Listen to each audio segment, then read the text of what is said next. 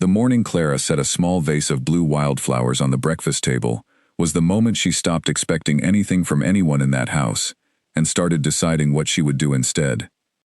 She had been awake since 5 in the morning. The east wing of Renmore Hall was cold in March, the kind of cold that stone walls hold long after the season has technically ended, and sleep in those rooms had never been easy anyway. The silence the walls contained was the particular kind that amplifies rather than absorbs, so that the house settling, or a door closing, 2 passages away, arrived at Clara's ear with sharp clarity. She had been living at Renmore for exactly 1 year. In that time, she had learned to stop resisting the early hours and use them. She read, or wrote in her journal, or sat in the chair by the window and watched the back garden move in the dark, which she found, in a strange way, steadying. That morning she had gone down to the kitchen at 5:30 and asked Martha to prepare something warmer than the usual cold breakfast tray. It was their first wedding anniversary. She had not been able to say those words out loud, had said only that she would be eating downstairs today, and would Martha mind cooking something proper. Martha had looked at her with the particular expression of a woman who understands far more than she is being told, and has decided, out of kindness, not to say so. She had made the eggs carefully, found the raspberry jam at the back of the larder, where it was kept for guests, and set everything out with quiet and deliberate care. Clara had gone out to the back garden before first light, in her coat, with the small folding scissors she kept in her journal. She had cut blue wildflowers from the patch along the garden wall where they grew untended. She had arranged them in the small glass vase she had brought from her father's house, one of the few things she had packed when she left, and set it in the center of the table. Then she had taken her seat. She waited. She listened to the house come slowly alive around her, the sounds of the kitchen, of Gerald moving through the passages with the morning correspondence tray, of the stable yard coming to life outside the window. She waited for 40 minutes. At 9:20, Edmund's valet Gerald passed through the dining room, with a tray of envelopes heading in the other direction. He did not stop, but he looked at the table and at the second place setting and at the vase of wildflowers, and then he looked at the floor and told Clara in a voice that was trying very hard to be simply informative that the Duke had taken an early breakfast in his study and was preparing to leave for London on the afternoon coach. A matter concerning one of his investment firms had required his immediate attention. He would be away approximately 10 days. Gerald was sorry he had not passed this along sooner. Clara said, "Thank you, Gerald." Gerald left. She looked at the second chair, which was perfectly positioned and had not moved. She looked at the second plate, which was clean and untouched. She looked at the wildflowers. Then she picked up her fork and ate her breakfast. She ate all of it, because the food was good and Martha had taken trouble over it, and there was no point in wasting it. When she was done, she carried the vase up to the east wing and placed it on the windowsill where the morning light would find it. The flowers lasted 4 days before they drooped, and she did not replace them. She had arrived at Renmore Hall on a gray October evening the previous year, brought by a carriage she had shared with her one traveling case and the small trunk and her mother's rug, which was too worn to be fashionable and too meaningful to leave behind. The housekeeper, Mrs. Peel, had received her at the door with correct and professional courtesy that communicated, very efficiently, that she was not unwelcome and not expected. Edmund had signed the register that morning at the church and had gone ahead in his own carriage. He had said very little at the church, had spoken his vows in a clear and steady voice as one speaks a passage one has memorized correctly, and had shaken her father's hand at the door. He had not looked at Clara for long enough to remember what she was wearing. She had come knowing this marriage was a transaction. Her father, who was dying by then and knew it, had arranged it out of guilt and practicality in roughly equal measure. He had nothing to leave her except debts and a name that carried no weight without money behind it. And Edmund Ashford had been willing to take a wife with nothing, because what he had needed was not a fortune but a formal arrangement, some quiet resolution to the social expectation of an unmarried Duke of 35, whose unmarried status had begun to attract comment. They had met twice before the engagement, once at a county dinner where Edmund had asked her opinion on a local drainage proposal, and had listened to her answer with what she now recognized as the polite attention of a man who is not actually intending to remember what was said, and once in the garden of a mutual acquaintance, where they had discussed the weather for 11 minutes, and then been called inside. That had been the entirety of their courtship. She had not expected love. She had hoped, in the reasonable and precise way she approached most things, for something workable. A household to manage, conversations at dinner, the possibility, if nothing else, of being a person who existed in the same room as another person who occasionally looked in her direction. What she received instead was the East Wing, meals taken alone, and 5 years of being registered as a feature of the house rather than a person living in it. Edmund Ashford was not a man of deliberate cruelty. She had understood this within the first month, and it had, paradoxically, made the situation simpler to manage, because she was not dealing with hostility, but with something much harder to argue against, which was simple and complete inattention. He managed Renmore Hall and its considerable surrounding estate with focused competence. He had investments, committees, friends in London and in the county, a social reputation described by those who knew him as principled and well-regarded. He rose early, and worked late, and dressed well, and ate well, and was known, in the parts of his life that were visible, as a man of substance. He was, in all the external ways one can be assessed, a perfectly correct and functioning person. He simply did not notice that he had a wife. He passed the East Wing twice a day in the main corridor, and nodded to Clara if their paths crossed with the attentive courtesy one extends to a house guest. He had told Mrs. Peel in the first month that the Duchess was to have whatever she needed and was to be made comfortable, and Mrs. Peel had relayed this to Clara, with the careful neutrality of a woman who recognizes the precise insufficiency of an instruction, and is not in a position to say so. He paid the household bills. He spoke to Gerald about his own requirements in the morning. He did not, at any point in the first year, ask Clara what she did with her time, what she thought about, what she had read recently, or whether she was well. In the early months Clara had tried, in quiet and deliberate ways that she did not allow herself to make obvious or repeated. She had gone to the library one evening and sat across from Edmund with a book and read for 2 hours, and when she left, she was genuinely uncertain whether he had registered her presence. She had asked to attend the dinner for the local magistrate Alderman Gould and his wife, and Edmund had said, "Of course," in the tone of a man agreeing to something he has not fully heard, and when the evening came, the place settings at the dinner table did not include her, and she had sat alone in the East Wing with a book, while the sounds of dinner drifted up through the floor. She had knocked on the study door one rainy afternoon in the second month, with a specific question about the household accounts, and Edmund had told her without looking up that Mrs. Peel handled domestic matters and had returned to his correspondence. She had stopped trying by Christmas of the first year. Not bitterly. There had been a period of bitterness in the dark of the East Wing in October and November, when the cold was real, and the silence was real, and the particular loneliness of living in a house full of people who do not see you had pressed in hard enough to produce, occasionally, tears she had not wanted, and had allowed herself to have, because pretending they were not there would have been its own kind of damage. She had let that period run, had not tried to cut it short, and then she had moved through it to the other side, where the grief had become more manageable, and the practical determination that was the deepest part of her character had reasserted itself. She had sat at her desk in the East Wing on a clear January morning, and written in her journal a single direct question: what do I actually have, and what can I do with it? She had listed everything. She had the East Wing, which was 3 rooms and a view of the back garden and a working fireplace, and the sound of the kitchen 2 floors down, which was, she had found, a surprisingly comforting sound on difficult nights. She had access to the main library, which was extensive and apparently unused by anyone other than Edmund, who kept his personal books in the study.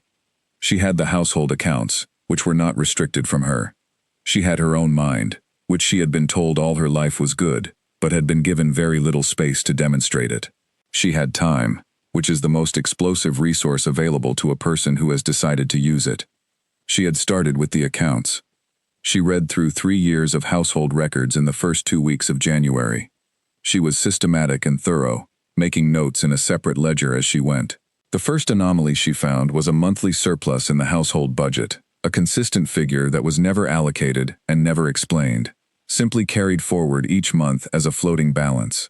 She traced it back through 4 years of prior records and found the same pattern. Nobody had ever questioned it. Nobody had ever spent it. She reclassified it into an existing but unused line item in the budget labeled Estate Maintenance and Welfare, noted the reclassification in her administrative copy, and began directing the money where it was needed. The second thing she found took longer to confirm. The tenancy agreements for the families along the Eastern Lane contained calculation errors in the annual rent assessments. Errors that were small in isolation, but consistent, and that consistently resolved in the estate's favor. She was not trained as a lawyer, but she had a mind that was very good at noticing when numbers were wrong, and she spent 2 months working through the estate law texts in the library before she was confident enough in her reading to act. Then she rewrote the affected figures in red ink on the file copies and left the corrected versions on Edmund's desk as a routine administrative update. He signed them. The tenants along the Eastern Lane paid a little less rent the following quarter and did not know why. She found the carpenter through George. She had observed, on her walks around the estate in the early mornings, that several of the tenant cottages had problems that any responsible estate would have addressed years ago. 3 had broken roof tiles. 2 had window frames so warped that the gaps admitted cold air through the winter months. The drainage channel along the Eastern Lane had been blocked with leaf debris for what looked, from the growth around it, like at least 2 years. She had asked George, the young footman who brought her meals to the East Wing, with efficient and carefully neutral politeness, if he happened to know a reliable carpenter in the village. George had looked uncertain for a day, and then had come back with the name Arthur, and Arthur had appeared at the kitchen door the following Tuesday morning, with his tools in a bag, and had looked at Clara's list with wide eyes, and then said he would start on the roof tiles first, and work his way down the list. Edmund rode past the Eastern Lane twice a week on his survey of the estate, and did not notice the new tiles. By the middle of the 3rd year, Clara had established enough of a routine in her solitary East Wing life to understand that the routine itself was not enough. She had read through most of the library's medical section by then, and had been moving slowly through the legal texts. She read with the methodical intensity of a person who has identified a gap in their own knowledge and intends to close it. She kept detailed notes. She filed them in a gray journal she labeled Household Management Notes, because that was dull enough that no one would be tempted to open it. The knock at the kitchen door came on a November night at midnight. Clara was awake and at her desk, and heard it through the thick floor and the stone walls, as a sound that was louder than it should have been, which meant it had been knocked with the particular force of someone who is frightened and cannot afford to wait. She heard Martha's voice below, and then a man's voice, low and strained. She put on her coat, gathered the pages she had been reading that evening, and went downstairs. William Fletcher was standing in the kitchen doorway, with his hat in his hands, and a face that had gone the color of limestone. His youngest child, a boy not yet 7 years old, had been burning with a fever for 4 days. Dr. Harlow had been in twice, and had done everything he knew to do, and the boy was not improving. Dorothy Fletcher had sent her husband to ask if there was anyone else, because she was out of ideas, and out of hope, and the night was too long to spend with nothing but fear in it. Clara looked at William Fletcher for a moment. She said, "Tell me everything. When it started, how high it has been, what the boy looks like when it peaks." He told her. She listened without making sound. Then she said, "Take me to him." They walked for 30 minutes through the dark November fields, William Fletcher with a lantern, Clara, with her coat buttoned to the collar, and the medical pages in her pocket. The Fletcher cottage was small and warm inside, and smelled of wood smoke, and something medicinal that Dr. Harlow had left behind. Dorothy Fletcher was sitting in the chair beside the child's bed, with the eyes of a person who has been awake for 3 nights, and has run out of prayers she knows how to say. She looked at Clara as though she was not entirely sure who she was, or why she had come, because she had seen the Duchess of Renmore only at a distance and in passing, in the way most people on the estate had seen her, which was briefly and from the other side of a field. Clara sat down beside the bed and took the child's temperature with the thermometer she had brought, and checked his breathing, and his color, and his responsiveness, and then she opened her pages and read the relevant section again even though she already knew it, because reading it again when it mattered was the responsible thing to do. Then she said to Dorothy Fletcher that she was going to sit with the boy through the night, and she needed Dorothy to sleep if she possibly could, because a child with a high fever needs one person watching, and not 2 people frightened, and that Dorothy should trust her and go to the other room. Dorothy looked at her for a long moment. Then she got up from the chair and went. Clara sat with the boy from midnight until 6:30 the following morning. She managed his temperature with the methods the text described, kept him hydrated, monitored his breathing with the careful regularity of someone who has learned what to look for and is watching for it. She spoke to him quietly when he was close to waking, told him ordinary things in a calm voice, because sound and calm are not nothing when a person is fighting something. At 4 in the morning his temperature began to fall. At 6, it had dropped to something manageable. At 6:30, he opened his eyes and looked at the ceiling and then at Clara and said, in a hoarse and very small voice, that he was thirsty. Clara poured water and helped him drink it, and then put her hand on his forehead for a long moment, and the breath she let out then was the kind that carries more than just air. Dorothy Fletcher came back in at the sound of her son's voice. She stood in the doorway and looked at him, and then looked at Clara and did not speak, because there was nothing adequate to say, and she was sensible enough to know it. Clara walked back to the hall through the early morning fields as the light was changing, still in her coat, still with the pages in her pocket. She went up to the east wing and washed her hands and sat at her desk and opened her journal and wrote a single line. It is possible to be useful here. Dr. Harlow arrived at the Fletcher cottage at 9 that morning and heard the account from William Fletcher, and then he rode to Renmore Hall and asked to see the Duchess. Mrs. Peel showed him to the East Wing sitting room, which no one from the main house had entered since a routine inventory check 3 years earlier. He sat across from Clara and looked at her with the direct and unhurried attention of a physician who has spent 40 years training himself to observe what is actually in front of him, rather than what he expects to find. He asked her to tell him what she had done the previous night, and he asked it in the precise clinical language of one professional talking to another. Clara told him, matching his register without apology or explanation, because she had learned the language and there was no practical reason to pretend otherwise. He listened with complete and genuine attention, making 1 or 2 small notes. When she finished, he was quiet for a moment. Then he said that she had good hands and a clear head, and that he wanted to ask her something if she would permit it. She told him she would. He said that there were women on the estate and in the village who needed access to medical care that he could not, alone and with a full surgery elsewhere to manage, reliably provide. He had been looking for some time for a person with steady hands and a calm mind who was willing to do the difficult, unglamorous, repetitive work of sitting with people in the ordinary crises of their lives. He had not expected to find such a person where he had found one. He asked if she would be willing to work with him, not officially and not in any way that would invite the wrong questions, but in the ways that were possible. Clara said yes before he had finished framing the question. He came back the following week with 3 texts he wanted her to read and a set of notes on the village families he was most concerned about. They met every Tuesday morning in the East Wing sitting room and worked through cases and techniques. He talked her through everything he was doing and why, in the complete and respectful way of a teacher who has decided the student is ready for the full picture.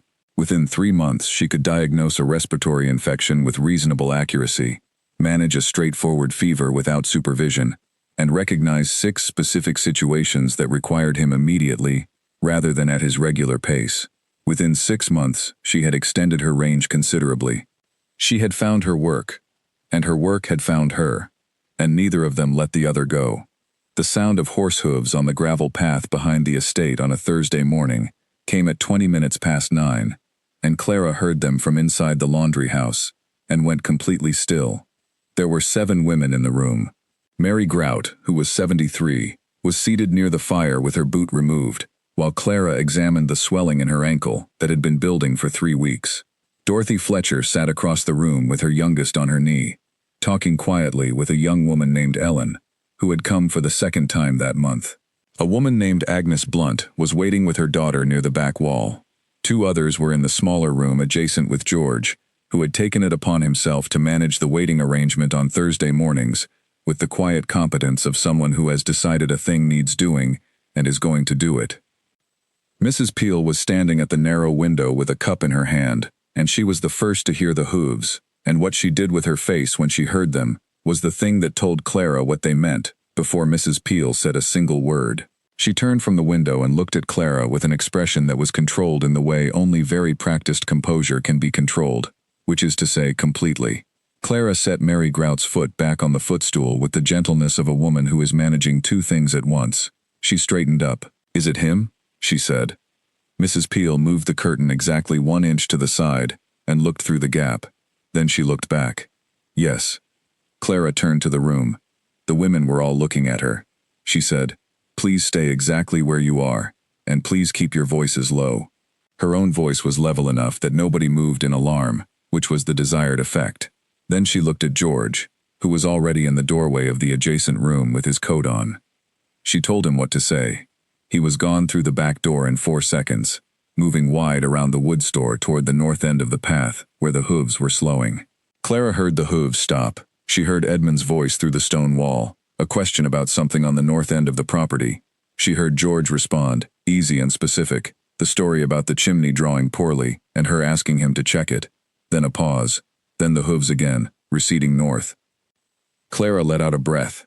Mary Grout had been watching all of this from the fire, with the sharp, interested patience of a woman who has spent 73 years observing human behavior in small spaces, and has excellent instincts for what is actually happening beneath the surface of what is being said. She looked at Clara when it was over, and said, "He doesn't know, does he?" in the tone of a woman delivering a verdict she already knew. Clara went back to the ankle. "No," she said. "Will you tell him?" Clara worked carefully around the swelling before she answered. "It is not something he has thought to ask about," she said at last. Mary Grout made a sound that lived somewhere between understanding and reproach, and did not press further, because she was a woman who knew the difference between a statement that closes a subject and one that merely pauses it. She let Clara finish the examination without comment, which was in itself a kind of mercy. After that morning, Clara and Mrs. Peel established a simple system. A cloth hung on the iron nail at the back fence meant the east path was clear. George kept a voluntary watch on Thursday mornings, checking the estate roads between 7 and 9. He had not been asked to do this a second time. He had simply continued doing it, which was the kind of thing George did, and which Clara had come to depend on with a gratitude she expressed in the only way the situation permitted, which was by never pointing it out. The Thursday clinic had been running for 14 months. The gray ledger now contained records on 89 women seen, organized by name, age, presenting complaint, treatment, outcome, and next review date. Clara updated it every Thursday evening, while the morning was still clear in her mind. She also tracked patterns, which Dr. Harlow had taught her to do, and which she had found to be, as he had promised, one of the most useful habits in medicine. The pattern she kept seeing was not complex. It was simple, and it was heavy, and it told the same story from 89 different directions. The women who came on Thursdays were largely suffering from the predictable consequences of too much work, too little food, too many children born too close together, too much cold, and too little of anyone sitting down with them and asking what hurt. The conditions were treatable, the causes were structural, and would take generations to address. What Clara could offer was the middle ground between those two things, which was to give each of these women the experience of being heard and helped, which was more than most of them had received in a long time. Ellen came back 6 times over the course of the year. She was 24, and had dark circles under her eyes, and always sat with her left arm slightly behind her, which was not the way a person who has nothing to hide sits. Clara said nothing direct about it on the first visit, and nothing on the second either. On the third visit, she sat across from Ellen in the quieter part of the laundry house and asked, in the straightforward tone she used for everything, how Ellen was sleeping. Ellen said fine. Clara said that she had noticed she always covered her left wrist. Ellen did not say anything to that. Clara said, still in the same quiet and matter-of-fact voice, that she knew of a woman in the market town of Cressing who had helped other women in circumstances that were difficult to speak about, and that if Ellen ever needed a name and an address, she could have it. She said it once, and then she went on to the medical part of the consultation, and did not refer to it again. On the 4th visit, Ellen asked for the name and address. Clara gave it to her, on a folded piece of paper, from the small writing pad she kept in her examination bag. She said the woman was discreet, and asked no unnecessary questions. On the 5th visit, Ellen said she was thinking about it. On the 6th visit, she came with her 2 children and a bag that was packed in the careful and minimal way of a person who has thought very hard about what actually matters and what can be left behind. Clara wrote a letter, counted money from the household surplus into an envelope, and walked them through the kitchen and to the road, and told the oldest child, a girl of 9, that she was very brave. The child said she knew, in the direct and unadorned way of a 9-year-old who has been told to be brave enough times that she has started to believe it. Clara watched them go down the road until they were out of sight. She thought of Ellen, with a particular and unresolvable mixture of worry and hope for a long time after that. Mary Grout continued to come every Thursday and had become, somewhere in the middle of the first year, something that Clara had not had in a very long time, which was a person she genuinely looked forward to seeing. Mary said exactly what she thought, in the unfiltered way of a woman who had reached the age where filtering felt like an unnecessary expense of energy. She reported village news with the comprehensive detail of someone who knows everybody and pays attention to all of it. She asked Clara direct questions about her own life in a way that nobody else did, and she accepted Clara's carefully calibrated answers, with a raised eyebrow that conveyed she knew perfectly well how much was not being said. It was Mary Grout who had mentioned Mrs. Edith Carmichael of the Hartwell Society in London. She had been reading a newspaper someone had left at the village shop, she said, a small piece in the middle pages about women's charitable organizations. There was a name in it, a Mrs. Carmichael, who ran something called the Hartwell Society for Women's Education, and the piece made her sound practical and no nonsense. Mary had cut the piece out and held on to it for 2 weeks before bringing it on a Thursday morning, tucked inside her coat pocket, and handing it to Clara with the same matter-of-fact expression she used for everything. She said it sounded like Clara's kind of person. Clara had found the same newspaper in the library the same evening, lying open on Edmund's reading table on a different page. She had read the piece twice, and then taken a small pair of scissors from her journal and cut out the address at the bottom of the article, and folded it and put it in her pocket. The following Sunday morning she had written a letter to Mrs. Carmichael. It was a precise and direct letter that described her experience in clinical and organizational terms without mentioning her title or her situation. She had signed it as C. Voss. The reply had taken 22 days, and had been, from the first sentence, the most engaging correspondence she had received since arriving at Renmore Hall. Mrs. Carmichael wrote the way people write when they assume the person they are writing to is capable of keeping up, which was the most flattering assumption anyone had made about Clara in years. The letter described the Society's current programs with specific detail, identified their most pressing funding and operational needs with the clarity of a person who has been thinking about them for a long time and is tired of not saying them plainly, and asked 3 good and specific questions. At the bottom, in what appeared to be slightly faster handwriting than the rest, she had added, "Please sign yourself Edith. Mrs. Carmichael makes me sound like someone's grandmother, and I am not yet 50. Clara had read that line twice, and then smiled, which she did not often do alone in the East Wing in the evenings. They had exchanged letters through the winter and into the spring, and by summer they were writing 2 and 3 times a week. The correspondence covered practical matters, always: case analysis, funding approaches, organizational structure, the specific problems of reaching women who had been taught to believe that asking for help was a sign of weakness. Clara contributed from what she saw on Thursdays. Mrs. Carmichael contributed from the Society's wider operation and from a network of contacts and colleagues in London that Clara found endlessly useful to hear about. By the end of the first year of correspondence, they were fully and genuinely colleagues, which was a relationship Clara valued above almost all others, because it was based entirely on what each of them was able to contribute, rather than on anything inherited or accidental. Lady Beatrice Holt arrived at Renmore Hall in August for a weekend stay. Clara heard of her imminent arrival on a Friday afternoon from Mrs. Peel, who mentioned it in the same tone she used for all household logistics, which was the tone of a professional who has decided that the most useful thing she can offer is accurate information without editorial comment. Clara received the information without particular reaction.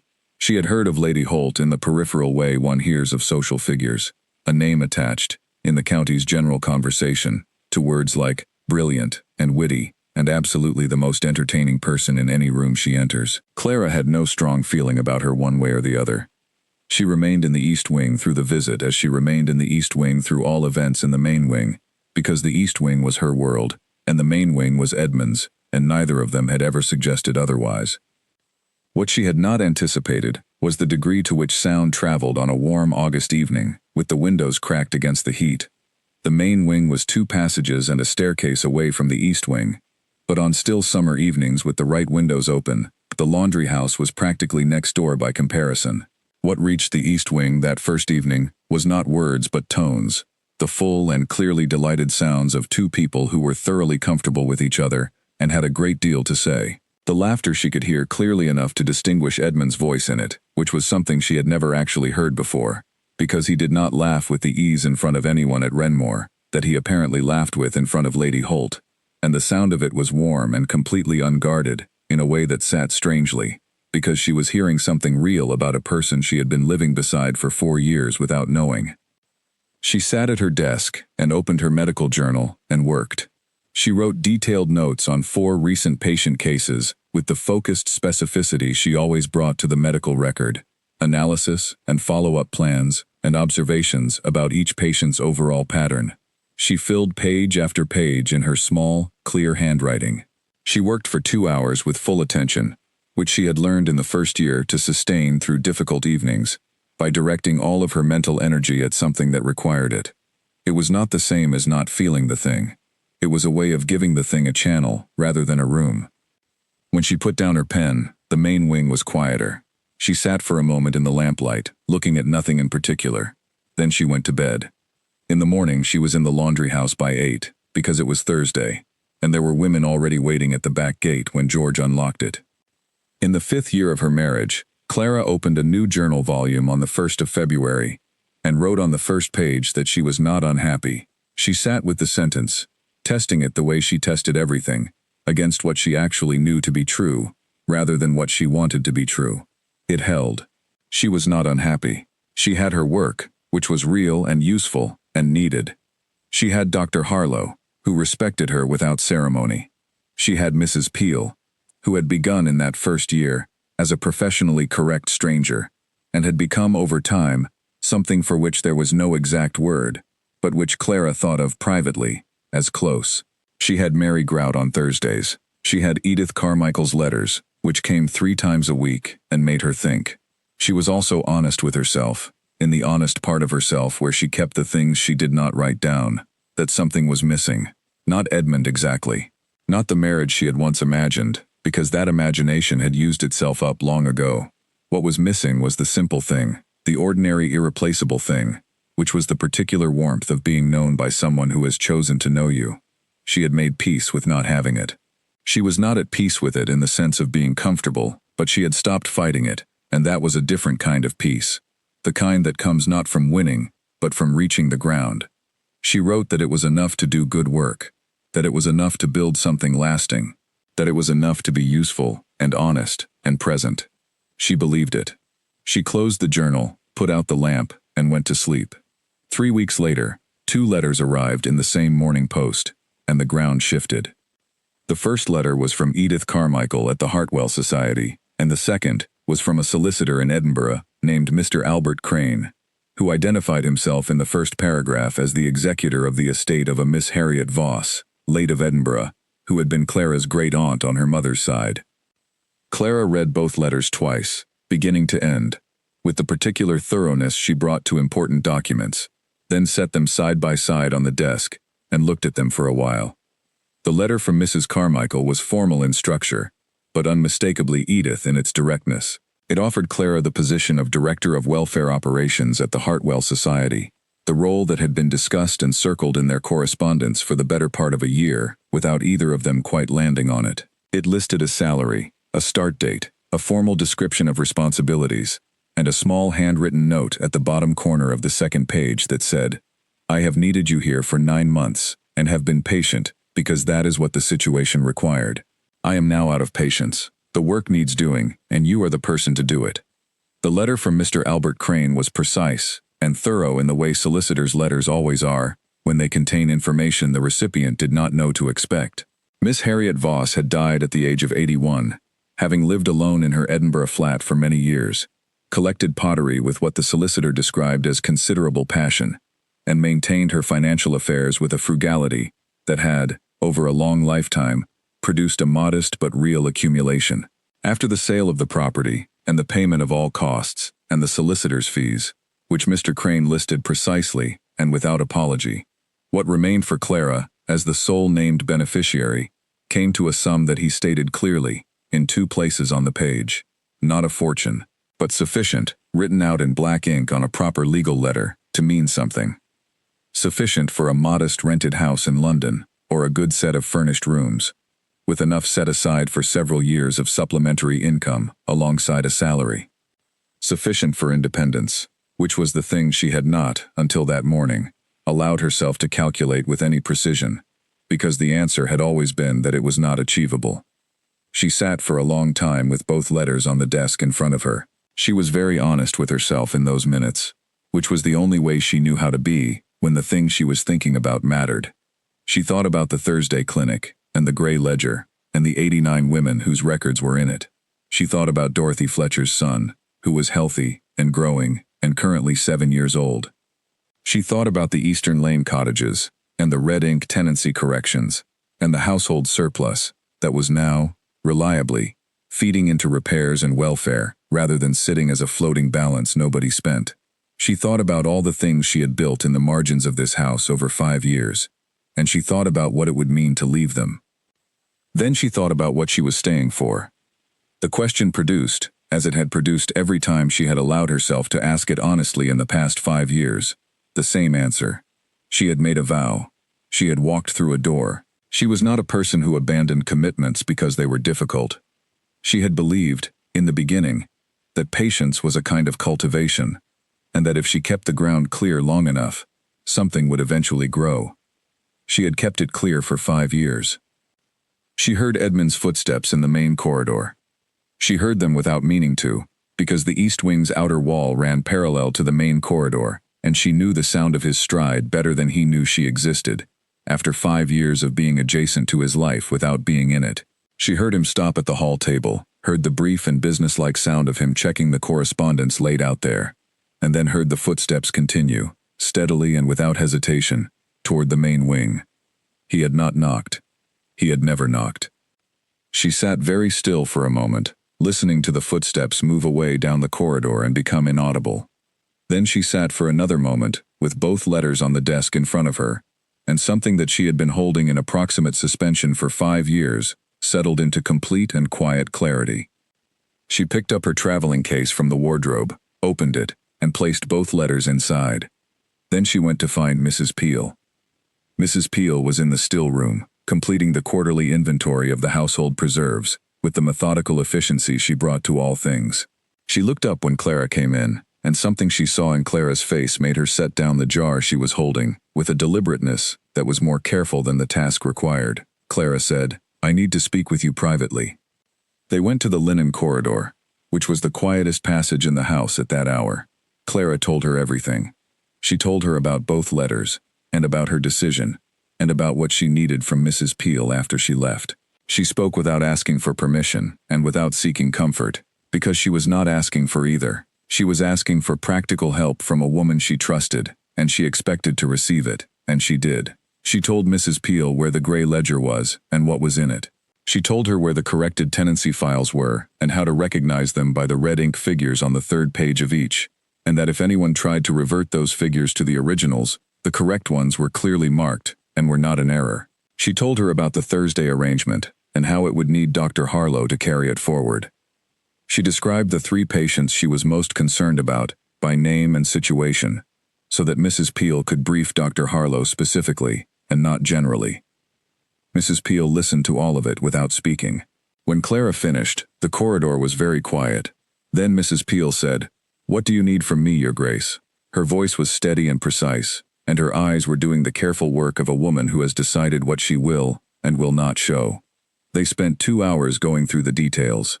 It was the most practically useful conversation Clara had conducted in years, and by the end of it, everything that needed to be arranged was arranged, and what could not be arranged had been acknowledged and accepted.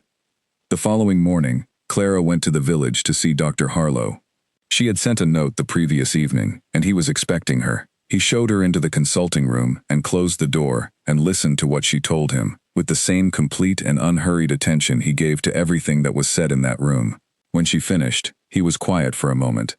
Then he said he was not surprised, and that he understood, and that the loss to the estate would be considerable and permanent, and he hoped that London understood precisely what it was receiving. Clara said she hoped so too. He stood up when she stood up, and shook her hand, which was something he had never done before, and which said everything that neither of them was going to put into other words. She spent the rest of that day, and all of the following evening writing letters. She wrote to William and Dorothy Fletcher, warmly and specifically, with the kind of thanks that names what is being thanked for, rather than remaining general. She wrote to Mrs. Carmichael accepting the position and confirming a start date 3 weeks from the following Monday. She wrote to Mr. Albert Crane with instructions on the inheritance funds and included a question about the Edinburgh flat that she wanted answered before she made a final decision about her accommodation in London. She wrote to 3 other families by name, with enclosed notes for Dr. Harlow, detailing the medical situations she was most concerned about. And then she sat with a clean sheet of paper and wrote the letter to Edmund. She had been composing it, without entirely knowing it, in the back of her mind for several weeks. What came out when she put her pen to the page was already shaped. She wrote 3 paragraphs. She did not write in anger, because her anger had been spent in the first year of the marriage, and what had replaced it was something clearer and more durable. She wrote that she bore him no resentment. She wrote that she had understood the nature of their arrangement from the beginning, and had never expected it to be something it was not. She wrote that she had found work she valued and people she was responsible for, and that she was going to do that work now, with everything she had, in the place where it could be done best. She wished him well. She meant it.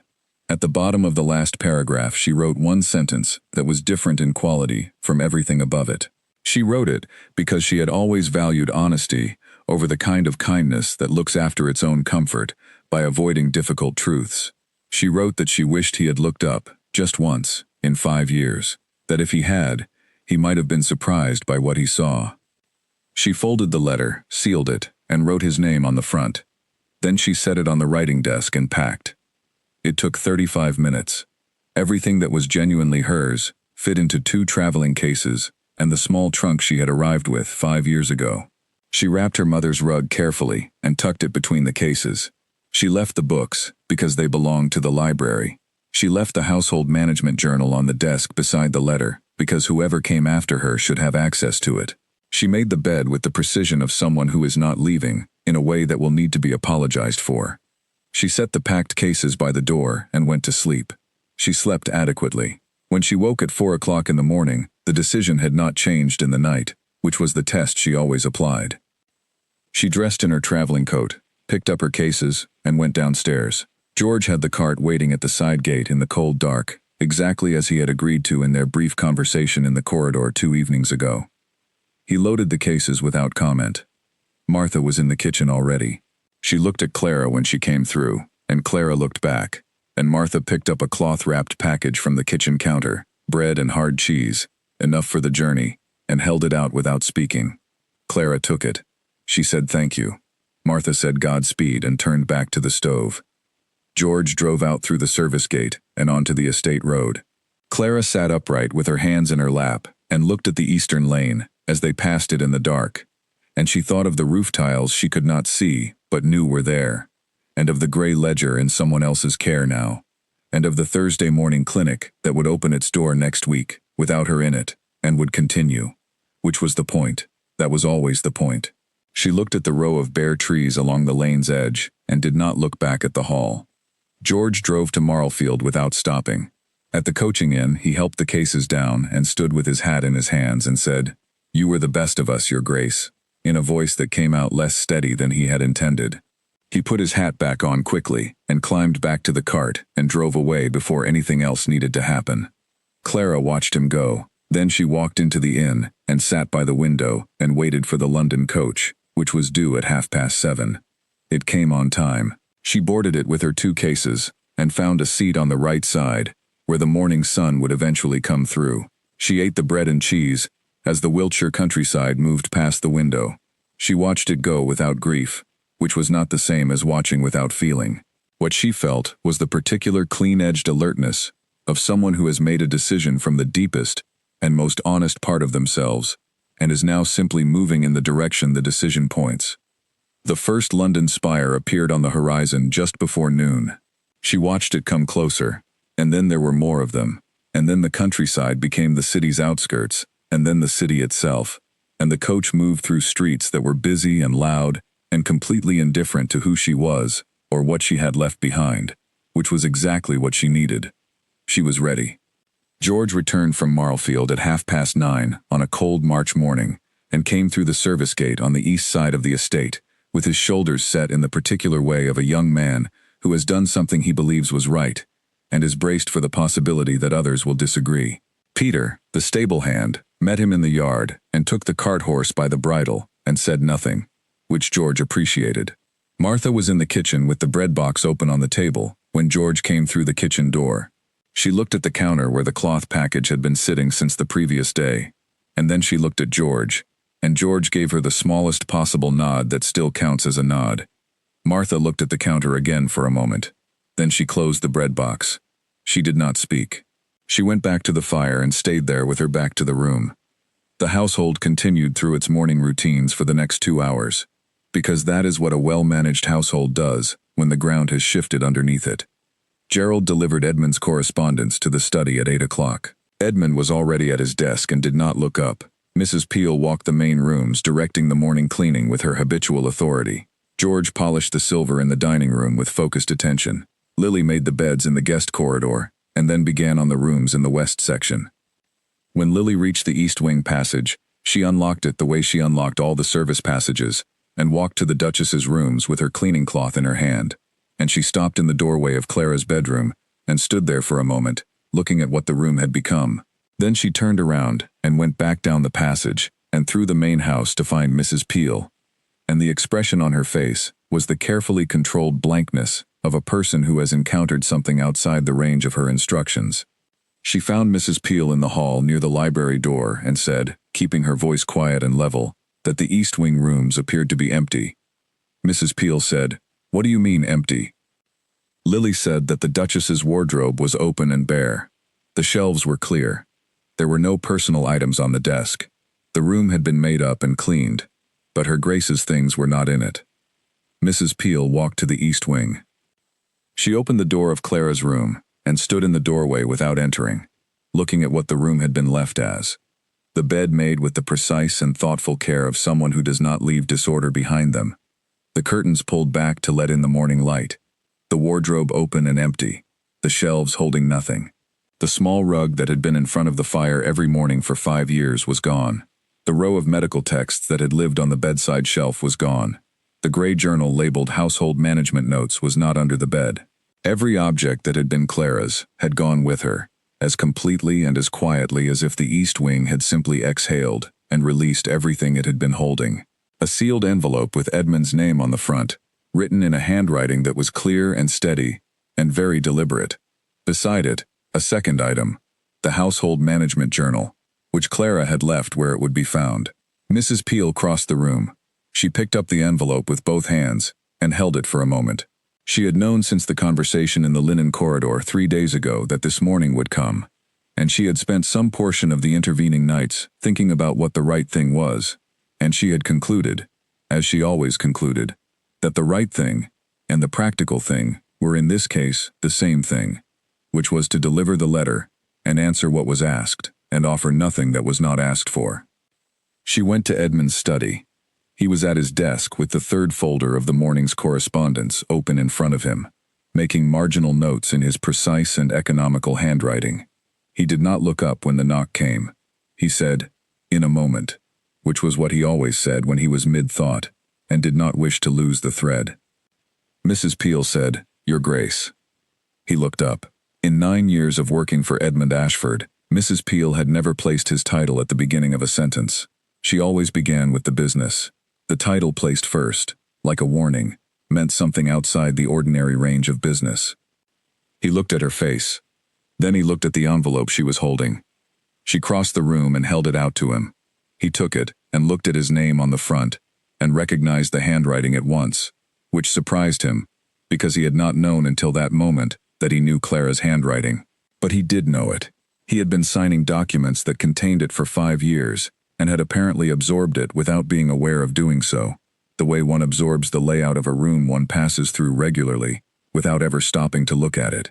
He turned the envelope over in his hands. He looked up at Mrs. Peel. "What is this?" he said, though the particular stillness in his voice suggested he already had a beginning of an answer. Mrs. Peel said, "Her Grace is not in the East Wing, Your Grace. Her personal belongings are not in the East Wing." He broke the seal carefully and unfolded the letter.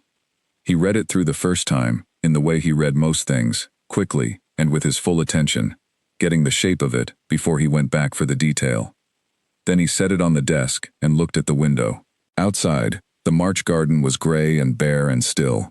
A crow landed on the kitchen wall, considered something, and flew away. Edmund watched it go with the expression of a man who is looking at a window, but not looking at what is outside it. Mrs. Peel stood where she had been standing. She did not move or speak or make any sound. She had been a housekeeper for 30 years and had learned, among the many things that 30 years of service teaches, that silence at the right moment is more useful than almost anything else. He picked the letter up and read it again, more slowly this time, and with the quality of attention one gives to something one is trying to hold all at once. The first paragraph told him she bore him no resentment and had never been under any illusions about the nature of their arrangement. He read that twice.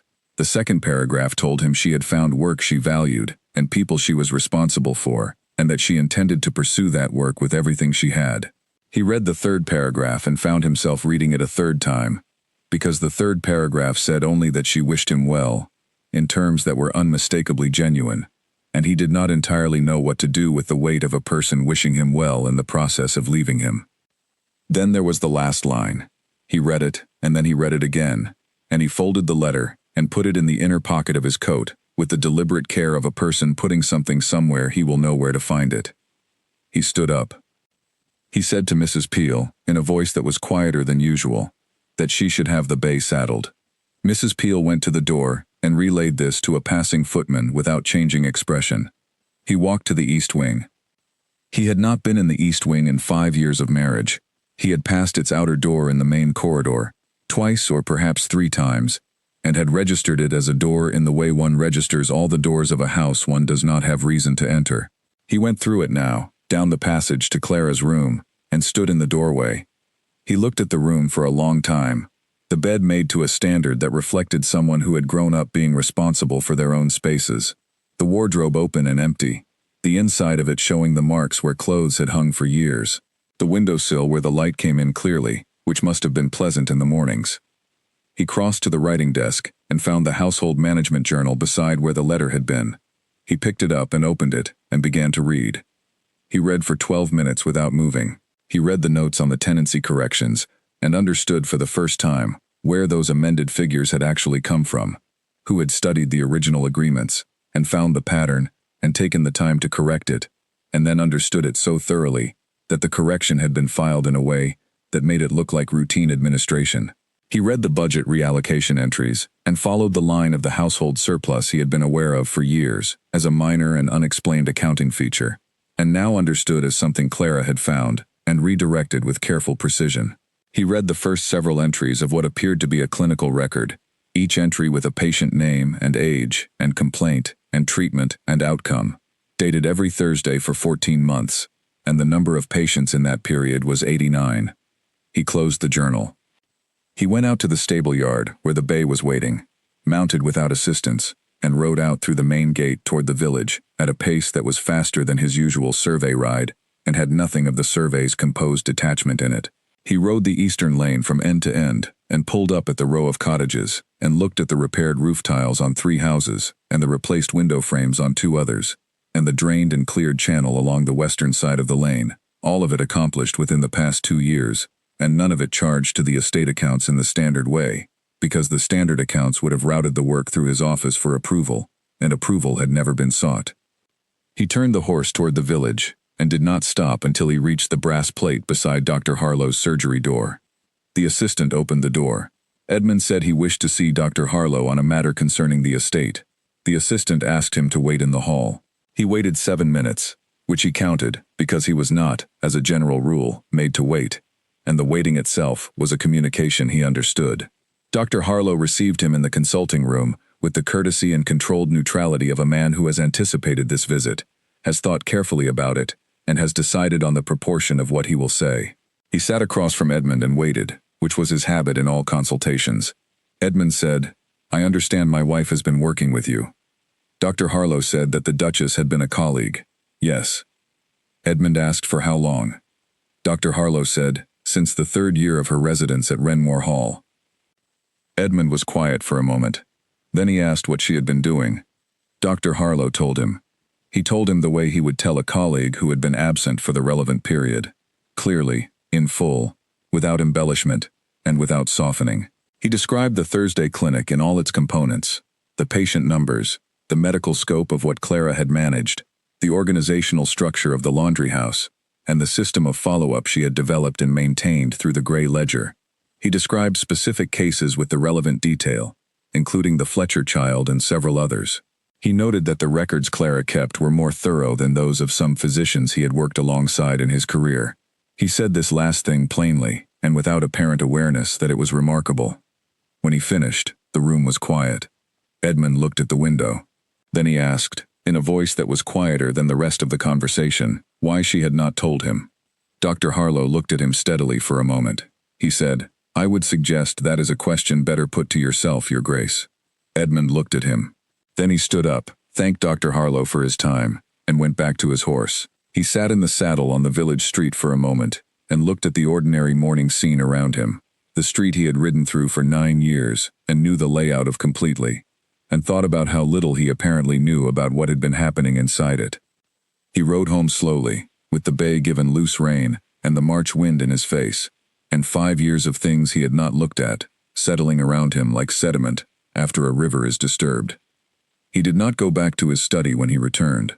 He tied the bay himself in the stable yard and walked around the north side of the estate to the old laundry house, because Dr. Harlow had mentioned it, and it was a building Edmund had thought of, for 9 years of owning the estate, as a structure that needed a new lock fitted at some point. He opened the door. What he found inside was not the disused space he had been carrying in his mind. It was a clean and functional room, with a properly installed stove in the corner, and an examination table against the east wall, and a medicine cabinet of substantial size, with a glass front, the contents of which were organized and labeled in a handwriting he now recognized on sight. There were 3 chairs in a row against the near wall, a water station with a clean basin and folded cloth, a small table for records, and on the wall beside the cabinet, a handwritten schedule that he studied for long enough to understand its structure. The room was not large, but it had been arranged with the intelligent economy of someone who has thought carefully about how a space can best serve what it is used for. He stood in the center of it and turned slowly, taking in the detail, with the kind of attention he usually reserved for investment proposals and estate documents. Then he went out, closed the door behind him, and walked to the eastern lane. He walked its full length on foot this time, not from the saddle at a survey distance, but close enough to see the tiles on the cottage roofs, and the new frames in the windows, and the recently cleared ground along the drainage channel. He had noted that channel as needing clearing in his estate survey 3 years ago, and had not followed it up, not because he had decided against it, but because it had moved progressively down the priority list, as other matters had required attention. The channel had been cleared, he estimated, within the past 18 months. He had not authorized the work. He had not been informed of the work. He had simply ridden past the result of the work twice a week for over a year without seeing it. He knocked on the Fletcher cottage door. William Fletcher answered it, and stood in the doorway for a moment, with an expression that reorganized itself when he registered who was standing in his yard.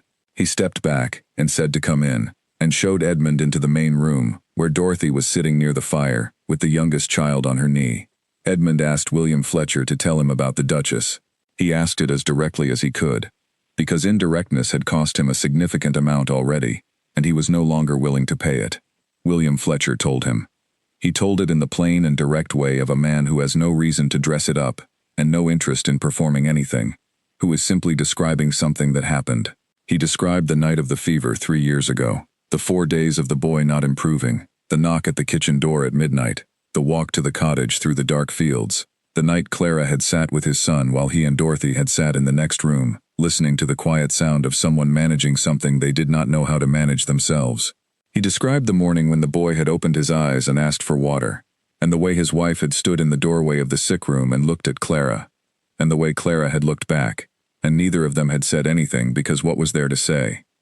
His son, he said, was 7 now, healthy, in the garden this moment being loud about something. Edmund asked a question that he understood. The moment it was out of his mouth was the wrong question. He asked why the Duchess had not come to him before going to the cottage herself. why she had not arranged the physician, or the resources, or whatever else was needed through the proper channels of the estate. William Fletcher was quiet for a moment. He had the thoughtful stillness of a man choosing his words with care, not to be polite, but to be accurate. He said, "Would you have known, Your Grace, what the proper channel would have been for a child's fever at midnight?" Edmund had no answer to that. He thanked the Fletchers and went back to the lane.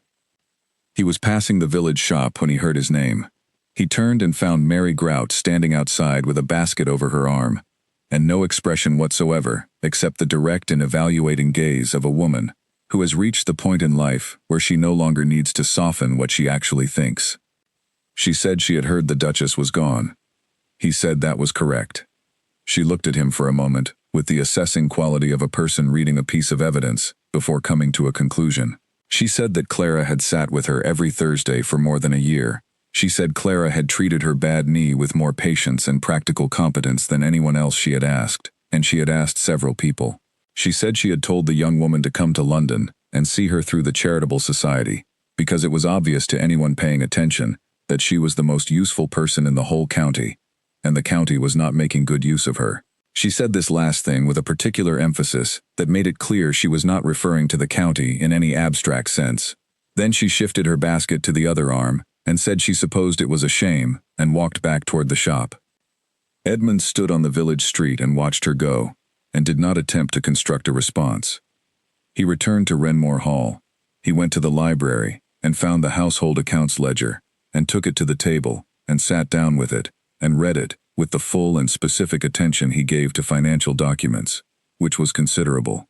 He read everything Clara had annotated in the margins, which families had been struggling in each quarter, which repairs had been deferred, and which had been expedited from the surplus allocation, which tenant agreements had been revised, and what the revision had meant for the affected families. He read the notes in red ink on the tenancy files, which were clear and specific, and had been correct all along, and thought about the fact that he had signed the revised versions without reading them closely, because a document in a familiar format, placed on his desk by someone he had been relying on to manage administrative matters, without requiring his detailed attention, was not something he had thought to scrutinize. He put the ledger away and sat at the library table for a long time. Through the window, the March garden was gray and still, and the east wing sat at the back of his sightline without anyone in it, and the whole large house was very quiet. He ate dinner alone that evening. He ate breakfast alone the following morning. He walked the estate differently in the days that followed, with more attention and more questions, and the answers he received were always, in their different forms, versions of the same thing. Her Grace had arranged it. Her Grace noticed. Her Grace came herself. He had lived beside this for 5 years and registered none of it, and the weight of that accumulated over those days in a way he could not have predicted and could not put down. He wrote to Lord Charles Whitmore in London at the end of the second week of April. He and Lord Charles had been friends since school, and Lord Charles was, among his many qualities, the kind of man who knew a great many people and was talented at locating things that others had lost or set aside. Edmund's letter was the most honest letter he had written to anyone in recent memory. He described the situation plainly and without decoration. He said he was looking for Clara and needed help finding her. He said he understood what he had done and what he had not done, and he was not writing for sympathy, but for practical assistance. Lord Charles wrote back within 4 days to say he had made inquiries through a connection in the charitable sector and believed that a woman calling herself Voss was associated with a society in the Kensington area called the Hartwell. He added that Edmund owed him dinner and an explanation he promised to be frank about requiring, and that he hoped Edmund understood the nature of what he had lost and what he might be asking back. Edmund booked a room at his London club and traveled to the city 3 days later. He spent 2 weeks in London, with very little to show for them. He found the Kensington area without difficulty. The Hartwell Society's townhouse took longer, because it was not a prominent building and was not listed in the places Edmund had thought to look first.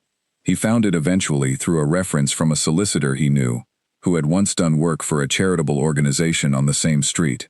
He stood outside it on 3 consecutive mornings between 6:30 and 10 o'clock, which were the hours he reasoned a director of anything would be most likely to arrive or depart. On the first morning and the second morning, no one he recognized came through the door. On the third morning, at 7 o'clock precisely, the front door opened. She came down the 3 steps with a leather satchel over her shoulder and a folded paper in one hand that she was reading as she descended, which was the posture of a person whose morning is already fully underway and whose attention is productively engaged.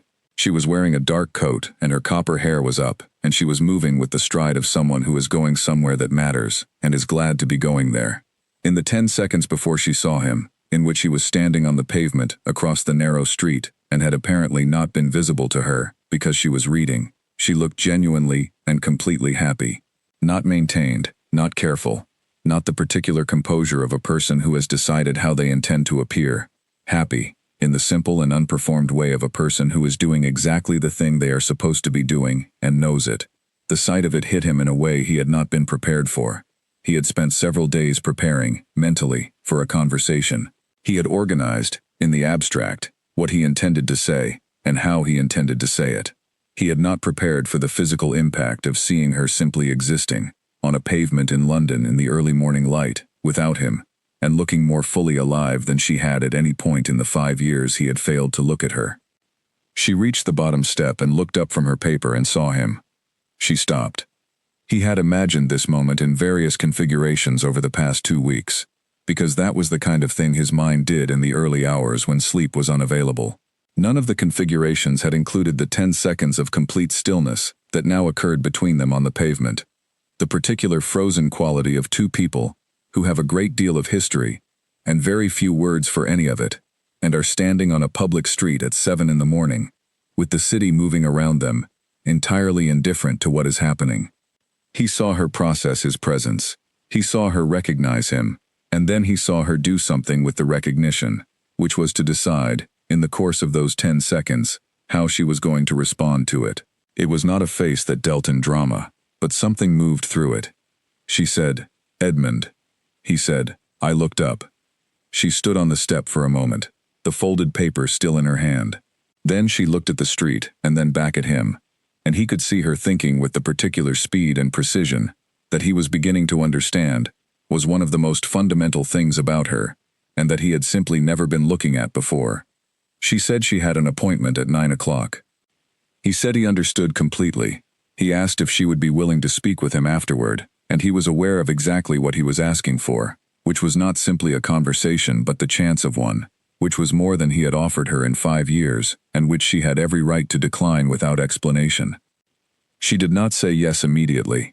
She was quiet for a moment that lasted long enough for him to understand that the yes, if it came, would be a considered yes, and not a reflexive one, which made it worth waiting for. She said she would meet him at the tea house on the next street at 10:30. She said it in the voice of a woman who has made a specific and deliberate decision and will hold to it precisely. Then she turned and walked in the direction of her 9 o'clock, the leather satchel over her shoulder, and the paper in her hand, and the particular stride of someone with somewhere important to be.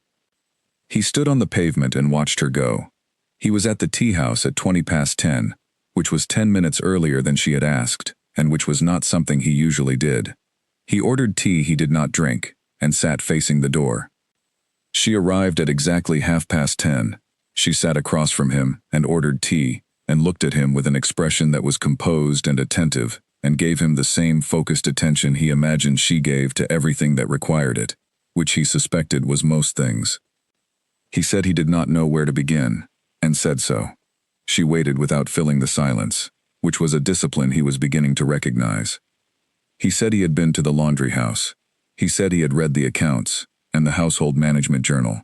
He said he had spoken to Dr. Harlow and to William Fletcher and to an elderly woman named Mary Grout, who had not been particularly gentle with him.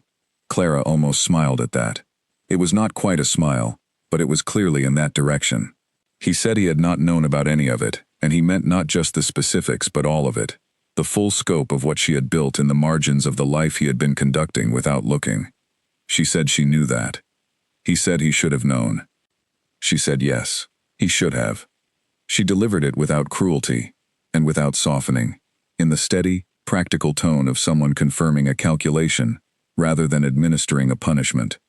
He had said a true thing, and she had confirmed it was true. There was no performance involved. He asked why she had not told him.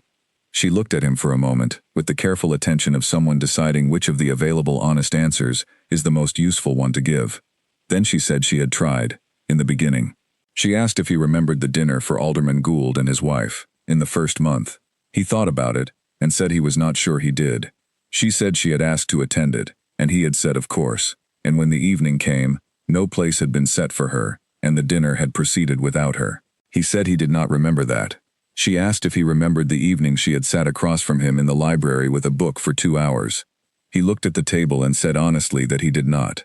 There was a silence between them after that. It was a specific kind of silence, the kind that contains a great deal of information that does not require words to communicate. He said he was sorry. He said it simply, without elaboration or qualification, because there was nothing to add to it that would make it more accurate. She said she believed him. Then she said that being sorry and having acted differently were two separate things, and that she valued the first but had needed the second, and had made peace a long time ago with not having it. He asked her about the clinic, and the accounts, and the corrected tenancy agreements, and why she had built all of it in secret over 5 years, without once asking him for his authorization or his assistance. She said because it had needed doing, and she had been there, and she had known how, and the secrecy had not been her preference, but her practical response to a situation in which any official action on her part would have required an acknowledgement of her existence that she had not had any reason to expect. He sat with that sentence for a moment. Then he said that not knowing was not the same thing as not being responsible for the consequences of not knowing. She looked at him differently when he said that.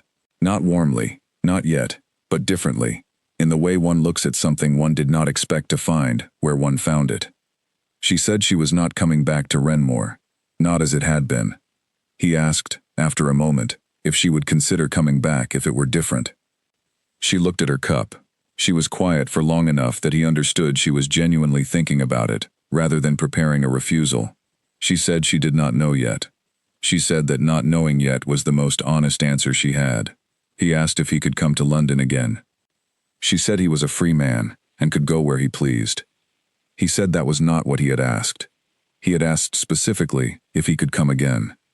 She looked at him across the small table in the quiet morning tea house. She looked at him for a long time, with the direct and evaluating attention of someone who is making a decision based on what they are actually seeing rather than what they hope to see. Then she said, yes. He stood up, left coins on the table for the tea, and walked out to the street. He walked back to his club slowly, in the way of a man who is thinking carefully and does not want the thinking interrupted by the pace of his feet. He had not gotten what he had come to London hoping for, which was Clara coming back with him, and he understood that. What he had gotten was a yes to a question he had been afraid to ask, and that was, he suspected, exactly as much as he had earned.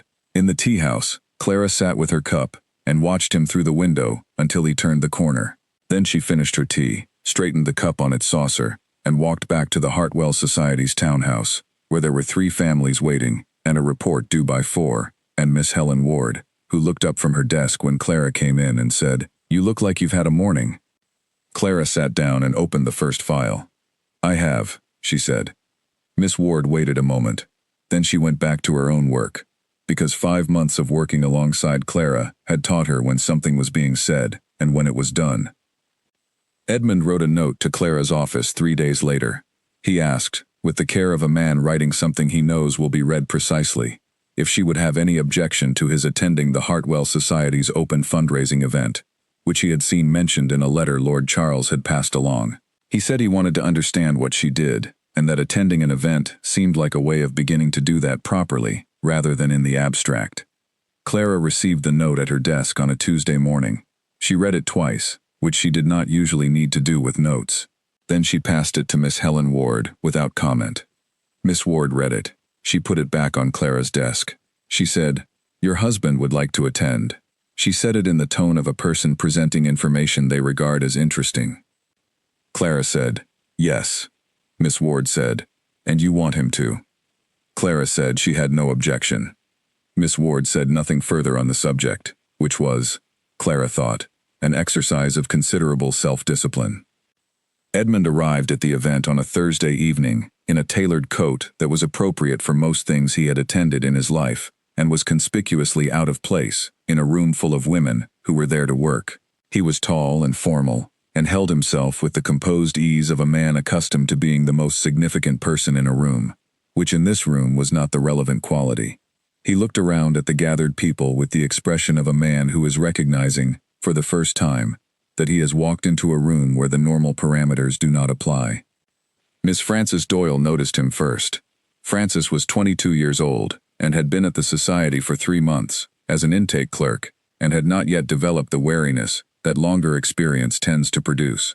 She walked directly up to Edmund and asked, in the direct and practical tone that the society seemed to generate in its staff within weeks of their arrival, if he would mind helping move the presentation tables, because they were short of available hands, and the evening began in 20 minutes.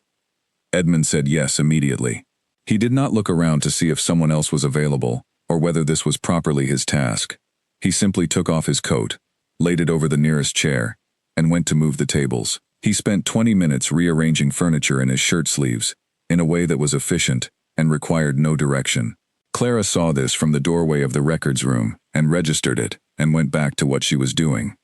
Miss Helen Ward observed all of it from her position near the window, with the sharp and comprehensive attention she brought to everything in her professional life. When the tables were arranged and Edmund had retrieved his coat and was standing near the back of the room, looking uncertain in the way of a man who has done the practical thing and now does not know what the next practical thing is, Miss Ward positioned herself nearby to watch what he did next. What he did was make his way to the small table of donated reference materials, pick up one of the society's annual reports, and begin reading it carefully, which was not the thing most visitors to charity events did. Miss Ward noted this without adjusting her expression. He came back the following week. He was less conspicuous the second time, either because he had thought about how to manage the situation or because the staff had decided how they felt about him and had relaxed accordingly.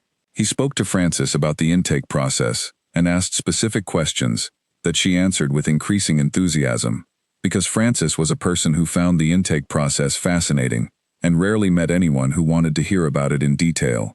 He carried boxes from the storage room when Clara's colleague William, the only male member of staff, was occupied with something else. He asked Mrs. Carmichael, who visited on that particular Wednesday afternoon, and regarded him with the level assessment of a woman who has seen a great deal of human behavior and classified most of it quickly, a specific question about the society's governance structure that showed he had read the annual report he had picked up the previous week. Edith Carmichael told Clara, the following morning over the internal correspondence, that her husband was either a genuinely changed person or an extremely good performance of one, and that she had seen enough of both to find it difficult to distinguish at this stage. Clara wrote back that she was watching. Edith wrote back one word, wisely. The crisis came on a Wednesday at the end of April. The Barlow family had been on Clara's active welfare list since the beginning of March. Frederick Barlow had been injured in an accident with a cart horse in January, had not recovered his capacity for heavy work since, and the family had fallen into arrears with their landlord over 2 months. The landlord had now issued an eviction notice. There were 4 children, the oldest a girl of 12 who had started coming to the society's Thursday sessions and was bright enough that it was painful to think about what a displacement would do to her opportunities. Clara had been managing what she could manage: food assistance, medical attention for the youngest who had a persistent cough, advocacy letters to the landlord that had not produced results. What she could not manage was the legal mechanism that would force the landlord to consider his obligations seriously, because what the situation required was someone with both legal knowledge and the kind of social authority that made a letter more than just a letter. She had been turning this over for 2 days when Edmund arrived on a Wednesday morning and found her standing in the corridor outside her office with 2 letters in her hand and an expression she very rarely wore, which was the expression of a person who can see exactly what is needed and cannot reach it. He asked what had happened. She told him, in the specific and direct way she told him things, giving him the family name, the landlord's name, the amount of the arrears, the number of children, the legal situation, as she understood it. She gave him the information without asking him anything, because she was still deciding whether to ask anything. He took a notebook from his coat pocket and wrote down the landlord's name, the address, and the name of the relevant local magistrate. He asked one clarifying question about the original tenancy agreement. Then he said he understood and went to help carry the morning's intake materials from the storage room. 2 days later, he appeared at the door of her office and told her, in the same tone she had used to tell him about the problem, that the eviction had been suspended. A formal welfare and medical assessment had been filed with the magistrate's office, The landlord had received a solicitor's letter from a firm of some standing that had described, with considerable legal precision, the landlord's obligations under the relevant statutes and the consequences of failing to meet them. The letter had apparently produced an immediate and significant reconsideration of the eviction timeline. He told her this completely, and then stopped. Clara looked at him across her desk. She asked why he had not told her he was dealing with it while he was dealing with it. He said he had not wanted to announce something that might not work. He said that quiet action, where it was possible, was more reliable than announcement. She was quiet for a moment, looking at him with the full and direct attention she gave to things that required it. There was something in his face that was different from the face she had looked at across the tea-house table 3 weeks ago. Something that had either been there and she had not seen it, or that had developed in the intervening weeks. Some quality of genuine, rather than performed engagement, that she recognized because she knew very well what the genuine version looked like from the inside, and what the performed version looked like from the outside. She said, "Thank you, Edmund." She said it plainly, without ceremony, the way she said everything that was true. He nodded once and left her office. In the corridor, he stopped and stood for a moment, with his hand resting on the wall beside the doorframe. Not for support, for the grounding of something real. From inside the office, Miss Ward looked up from her desk. Frances Doyle looked up from her filing. They looked at the closed door and then at each other. Miss Ward returned to her work without comment. Frances said, "He really does seem to be trying." Miss Ward said, "Yes," and left it at that, which was unusual for her, but which was, she felt, the appropriate response. On the last evening of May, Edmund took Clara to dinner at a restaurant on a quiet street in Kensington. He had chosen it with unusual care, a small place she had mentioned once, casually, as somewhere she occasionally went to think. He had not acknowledged at the time that he had heard her say it. She found, sitting across from him at the small corner table with a candle between them, that she was aware he had remembered. He told her what he had done. He said it in the same direct, factual way he had been learning to say things, without performance and without waiting for a reaction, simply giving her the information in the order that made it clearest. He had instructed his solicitor to formally register the estate welfare fund in her name, permanently and legally. He had increased the fund's annual allocation to a figure that would sustain the Thursday clinic indefinitely and extend its capacity. He had arranged for the laundry house to be properly fitted as a medical facility and formally registered under Dr. Harlow's governance with the appropriate local authorities. He had restructured the tenancy agreements across the entire estate on the same principles as the corrections Clara had made, applied to all properties rather than just the Eastern Lane, and he had written a formal letter to every family on the Renmore land, under his seal, acknowledging specifically and by name the improvements made to the estate over the previous 5 years, and crediting those improvements to the Duchess, and thanking them for their support of her work. He said he had sent that last letter 4 weeks ago. Clara looked at him across the candle for a moment. Then she said she needed 3 days to think. He said he understood. She traveled to Renmore alone the following morning, by the early coach and a hired carriage from Marlfield. She did not tell Edmund she was coming. She arrived at the estate by mid-morning and walked in through the front gate, which was the entrance she had never used in 5 years of living there. She stood for a moment in the main entrance hall and looked at it. Then she walked the estate from end to end. She went to the Fletcher cottage first. Dorothy Fletcher showed her the letter, with the kind of quiet and contained pride of a person who has been respected unexpectedly and is still processing what that feels like. The letter was formal and specific and had Edmund's seal at the bottom, and it named Clara's work on the estate in terms that left nothing implied or approximate. Dorothy read it again, while Clara held it, as if she were still at the stage of checking that it was real. Clara sat with Dorothy for an hour, and they talked about the children, and about Dr. Harlow's new young assistant, and about the Thursday clinic, and about the Fletcher boy, who was 7 and loud, and apparently causing some trouble at the village school, in the particular way of healthy boys, with too much energy, and not enough to do. Clara listened to all of it, with the full and genuine attention she had been giving to this family for 4 years.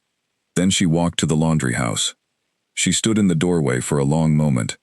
The stove in the corner was new and properly installed, with a proper flue running cleanly up through the roof. The examination table was a real one, not the adapted kitchen table she had made do with. properly padded and at the right height. The medicine cabinet occupied the full length of the north wall, glass-fronted and organized in the system she had established in the gray ledger, which had apparently been used as the template for the new arrangement. There were proper curtains on the window and clean light coming through them, and a doctor's sign on the wall beside the door, with Dr. Harlow's name on it, and beneath his name, in smaller letters, the Renmore Estate Welfare Clinic, and a Thursday schedule that matched the one she had been running. She stood in the middle of the room for a long time. She looked at everything carefully, the way she looked at everything that required it. Then she went out and closed the door and walked back to the hall. She did not go to the east wing. She walked as far as the passage door and stopped, and then turned around and went to the main sitting room instead, which she had been in perhaps 3 times in 5 years, and which looked, in the afternoon light coming through the long windows, like a room that was waiting for something. Mrs. Peel appeared with tea at some point, set it down without comment, and went away again. Clara sat by the window and looked at the back garden until the evening light changed. In the morning she went back to London. She sat in her office at the Hartwell Society and looked at the street through the window for a while. Edith Carmichael knocked and came in and sat in the chair across the desk and said nothing, because Edith had learned in 9 months of working alongside Clara that the best thing she could offer, when something large was being thought through, was simply to be present, without requiring anything. Clara appreciated this without saying so, because that too was the kind of thing that did not need to be said. After a while Clara picked up her pen and pulled a sheet of paper toward her and began to write. The letter was longer than any letter she had written Edmund before. It began with yes, which she put on its own line at the top, because it was the most important word and deserved the space.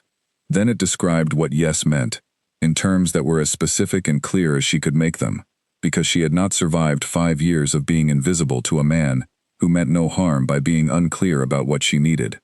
She wrote that she would return to Renmore as its Duchess, in the full and actual sense of the word. She was not going back to the East Wing. She would have a room in the main wing, with access to all parts of the house, and her household decisions would not pass through anyone's approval before being implemented. She wrote that she would keep her position at the Hartwell Society, and would spend whatever time in London the work required, and that this was not subject to negotiation or revision, because it was not a preference but a commitment she had made to people who depended on it. She wrote that the inheritance from Harriet Voss was her own money, and would remain so, managed by her, and not by the estate. She wrote that the Thursday clinic was hers to oversee, and its funding was guaranteed, and she would be the one to say whether that was sufficient. She wrote one more thing, in the last paragraph, which she wrote 3 times before she had the version she wanted.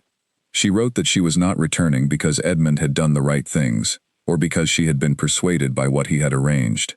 She was returning because she had been watching him carefully for 2 months, and she had seen something in him that she had not expected to find, which was the particular quality of a person who is changing, not because they have been asked to, or observed in the process, but because they have looked clearly at something, and found it unacceptable, and are doing something about it. She had seen that, and she had chosen, on the basis of seeing it, to find out what it became. She sealed the letter, addressed it, and gave it to Francis Doyle to post. 3 days passed. On the morning of the 4th day, a card arrived in Edmund's handwriting, with his personal seal pressed into the wax at the back. It was 1 line. He had written, "Name the terms, all of them. I will meet them." She read it twice. She folded it and put it in the inside pocket of her coat, where she carried things that mattered, and went back to work. She returned to Renmore in the last week of June. She came by private carriage because she had her 2 traveling cases and the small trunk and her mother's rug, and this was not an occasion for a coaching in. The carriage came up the main road and turned onto the estate road and arrived at the front of the hall in the early afternoon of a warm day when the Wiltshire countryside was fully, richly green, and the Renmore gardens were in the particular condition of late June that makes even stone houses look as though they have decided to be hospitable. Edmund was at the top of the front steps. He was in his working clothes rather than anything formal, which was the right choice.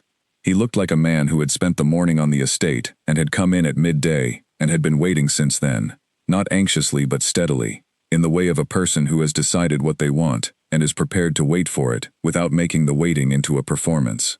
He came down the steps when the carriage stopped, opened the carriage door himself, and took one of the traveling cases from the footboard before the driver had got down. He carried it up the steps. He held the front door open. Clara stepped through the front door of Renmore Hall for the first time in the 6 years she had technically lived there. She stood in the main entrance hall and looked at it with full attention. It was the same hall she had glimpsed in her early months before retreating to the east wing, but it looked different from this angle, or she was different, or both. She looked at the proportions of it, the quality of the light coming through the high windows, the arrangement of the furniture, all the things one sees when one is arriving somewhere rather than passing through. She looked at Edmund. He was standing a few feet away, holding the traveling case, watching her with an expression that she recognized after a moment as careful. He was being careful, which was something she had not seen from him before, and which told her more about the past 2 months than anything he had said. He was careful with her, the way a person is careful with something they have understood they could lose, and have lost, and are not yet certain they have been given back. She said, "We have a great deal to do." He said, "Yes." He paused for a moment, and then said, "Tell me where to start." She looked at him for a moment more. Then she looked at the hall, and then she walked further inside, past the entrance, and into the house that was now, on terms she had written herself, in a letter she had sealed with her own hands, actually hers. Outside, the estate lay in the June sun, with its repaired roof tiles, and its properly fitted clinic, and its corrected tenancy agreements, and its accounts in order. All of it built over 5 years, in the margins of a house that had not been looking, and now was. She had not grown up expecting very much from the world.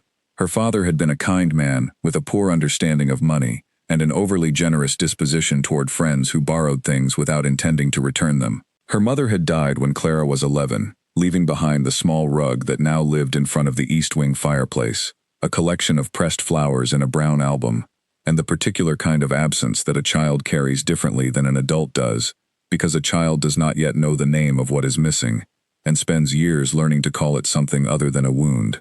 Clara had grown up with her father in the family's diminishing houses, learning to do more with less each year, to manage accounts that her father found too depressing to look at, to present a competent and calm exterior to a world that would have taken advantage of anything less. She had taught herself to sew, to cook when the cook was let go, to speak to creditors in the firm and collected tone that kept them from the door, while she figured out what to do next. She had read voraciously.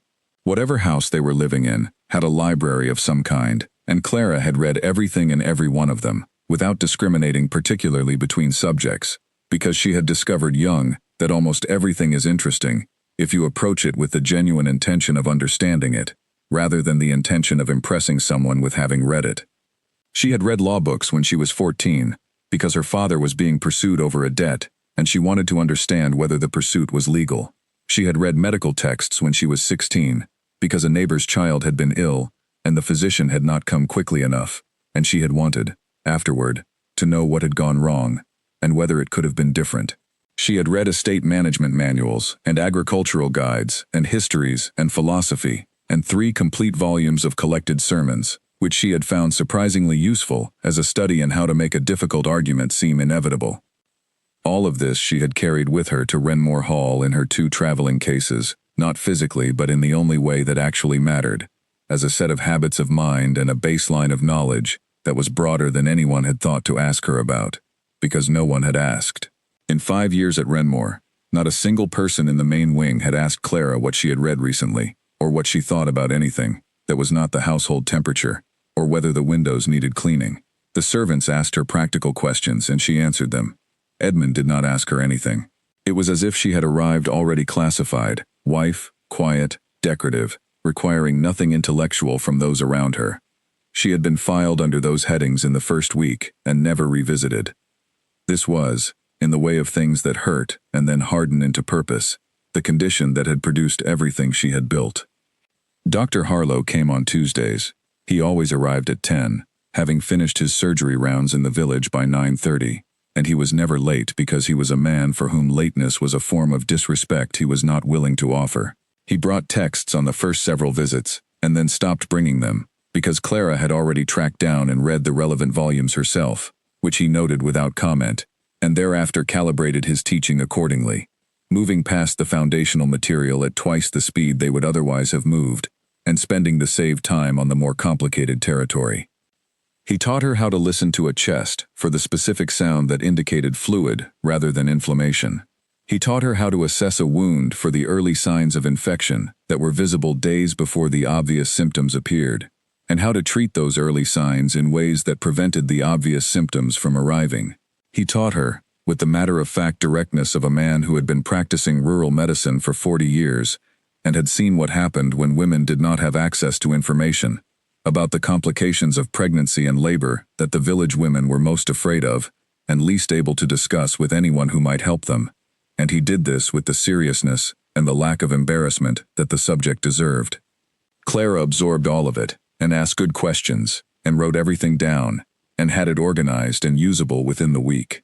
He told her, in the 3rd month of their working arrangement, that she had the best clinical instincts of any non-physician he had worked with in 4 decades of practice.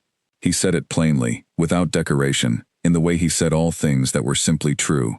Clara received it in the same way, without false modesty and without excessive gratitude, as a piece of useful information about herself that she intended to use. She used it. Edmund did not understand, in those first weeks after reading Clara's letter and writing out to confirm what it told him, how it was possible to have lived in such proximity to something so significant for so long without seeing it. He was not, on the whole, an unobservant man. He noticed things about the estate that the tenants sometimes assumed he had missed. He was observant about investments, about people's intentions in commercial contexts, about the state of his land and his accounts and his social obligations.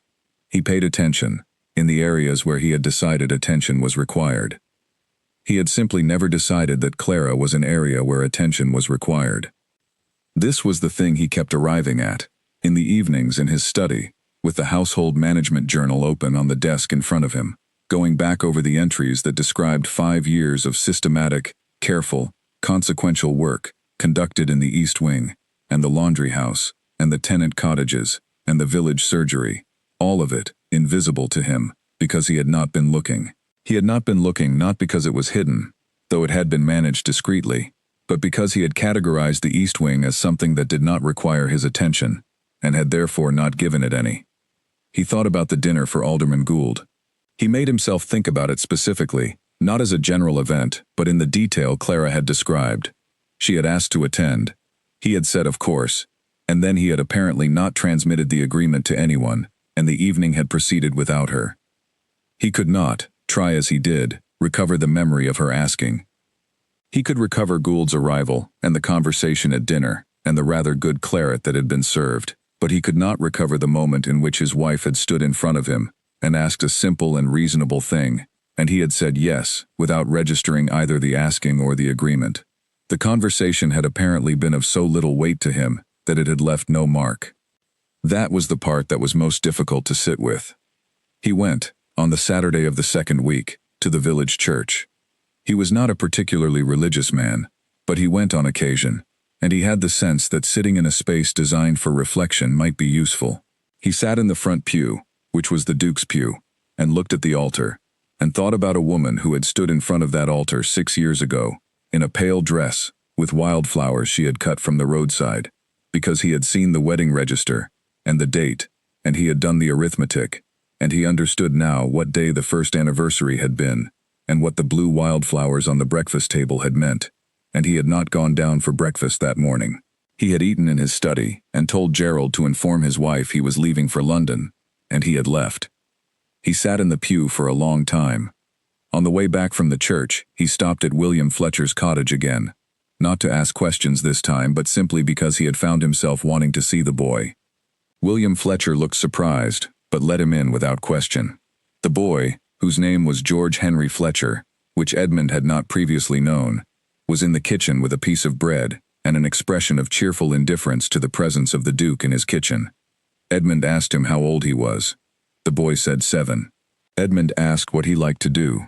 The boy said he liked to be in the fields, and he liked the animals, and he did not like the schoolroom much, but his mother made him go. He said all of this with the unguarded directness of a 7-year-old who has not yet learned to perform for authority. Edmund thanked William Fletcher and rode home. He wrote to Lord Charles that same evening. He wrote without drafting at first, which was unusual for him, because drafting gave him time to consider what he actually wanted to say, and he had found, in the past 2 weeks, that what he wanted to say kept changing shape, and he needed to simply say it while it was clear. He told Charles everything, all of it, in the direct and economical terms of a man who has been thinking about something for 2 weeks, and has arrived at the point where the thinking becomes something he needs to say out loud, or at least on paper, in order to move forward. He sealed the letter and put it in the outgoing tray, and sat in his study for the rest of the evening, without opening a single document. When Edmund found Clara in London, and they sat across from each other in the tea house at 10:30 on a Tuesday morning, the conversation was the most genuinely honest exchange he had conducted with another person in years. This was not something he recognized fully in the moment. He recognized it only afterward, walking back to his club through the streets of a city that felt oddly clear that morning, the kind of clarity that sometimes comes after a long time of looking at something through glass and then removing the glass entirely. She had said things to him that nobody said to Edmund Ashford. Not because he was feared, though a duke is always accorded a certain degree of careful management by most people, but because he had always presented a surface so composed and so apparently complete that the people around him did not imagine he had any use for things like direct honesty about his own failures. His friends did not say uncomfortable things to him because they had been friends for too long, and the relationship had calcified around the avoidance of certain subjects. His staff did not say uncomfortable things because that was the nature of the relationship. Lord Charles sometimes edged toward honesty, and then found a way to make it amusing instead. Clara had sat across from him with her tea, and said the uncomfortable things in the tone of a woman reporting accurate information to a colleague who needs it, and he had found, to his own surprise, that he did not want her to stop.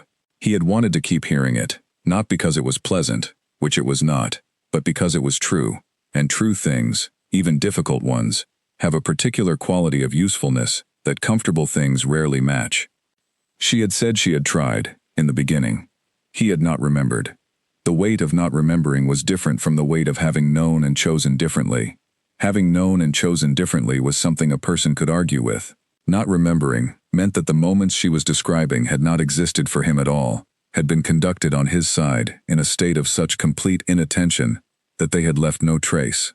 That was, in its way, harder to sit with than guilt. It was the specific and irrefutable evidence of a particular kind of absence. He had asked if he could come back, and she had eventually said yes, and that yes was the most carefully earned yes he had ever received, and he was aware of this, which was why he treated what came after it with the particular care of a person who knows they are working on a second chance and does not intend to be careless with it. The weeks of Edmund's London visits were not comfortable ones for the staff of the Hartwell Society, except for Francis Doyle, who was 22, and had not yet developed a complicated relationship with the idea of a duke trying to be useful in a charitable organization, and who found the whole thing straightforwardly interesting. Miss Helen Ward, who had a more fully developed relationship with complexity in all its forms, observed Edmund's presence with the alert and evaluating attention of a professional who has responsibility for an environment and takes that responsibility seriously. She had been a witness to enough damage done by well-meaning people who arrived in charitable settings with the expectation that their presence was in itself a contribution, to know that this was not always the case. She had also been a witness to people who arrived genuinely willing to learn and stayed genuinely willing to learn, and became, over time, genuinely useful, and she had learned to tell the difference by watching not what people said, but what they did, when nobody was making a point of watching them. She watched Edmund over 3 weeks with the systematic thoroughness of someone conducting a proper assessment. What she found was not what she had expected. He did not bring with him the particular quality of a man performing helpfulness for a specific audience. He asked specific questions about the society's work and appeared to retain the answers and apply them the following week.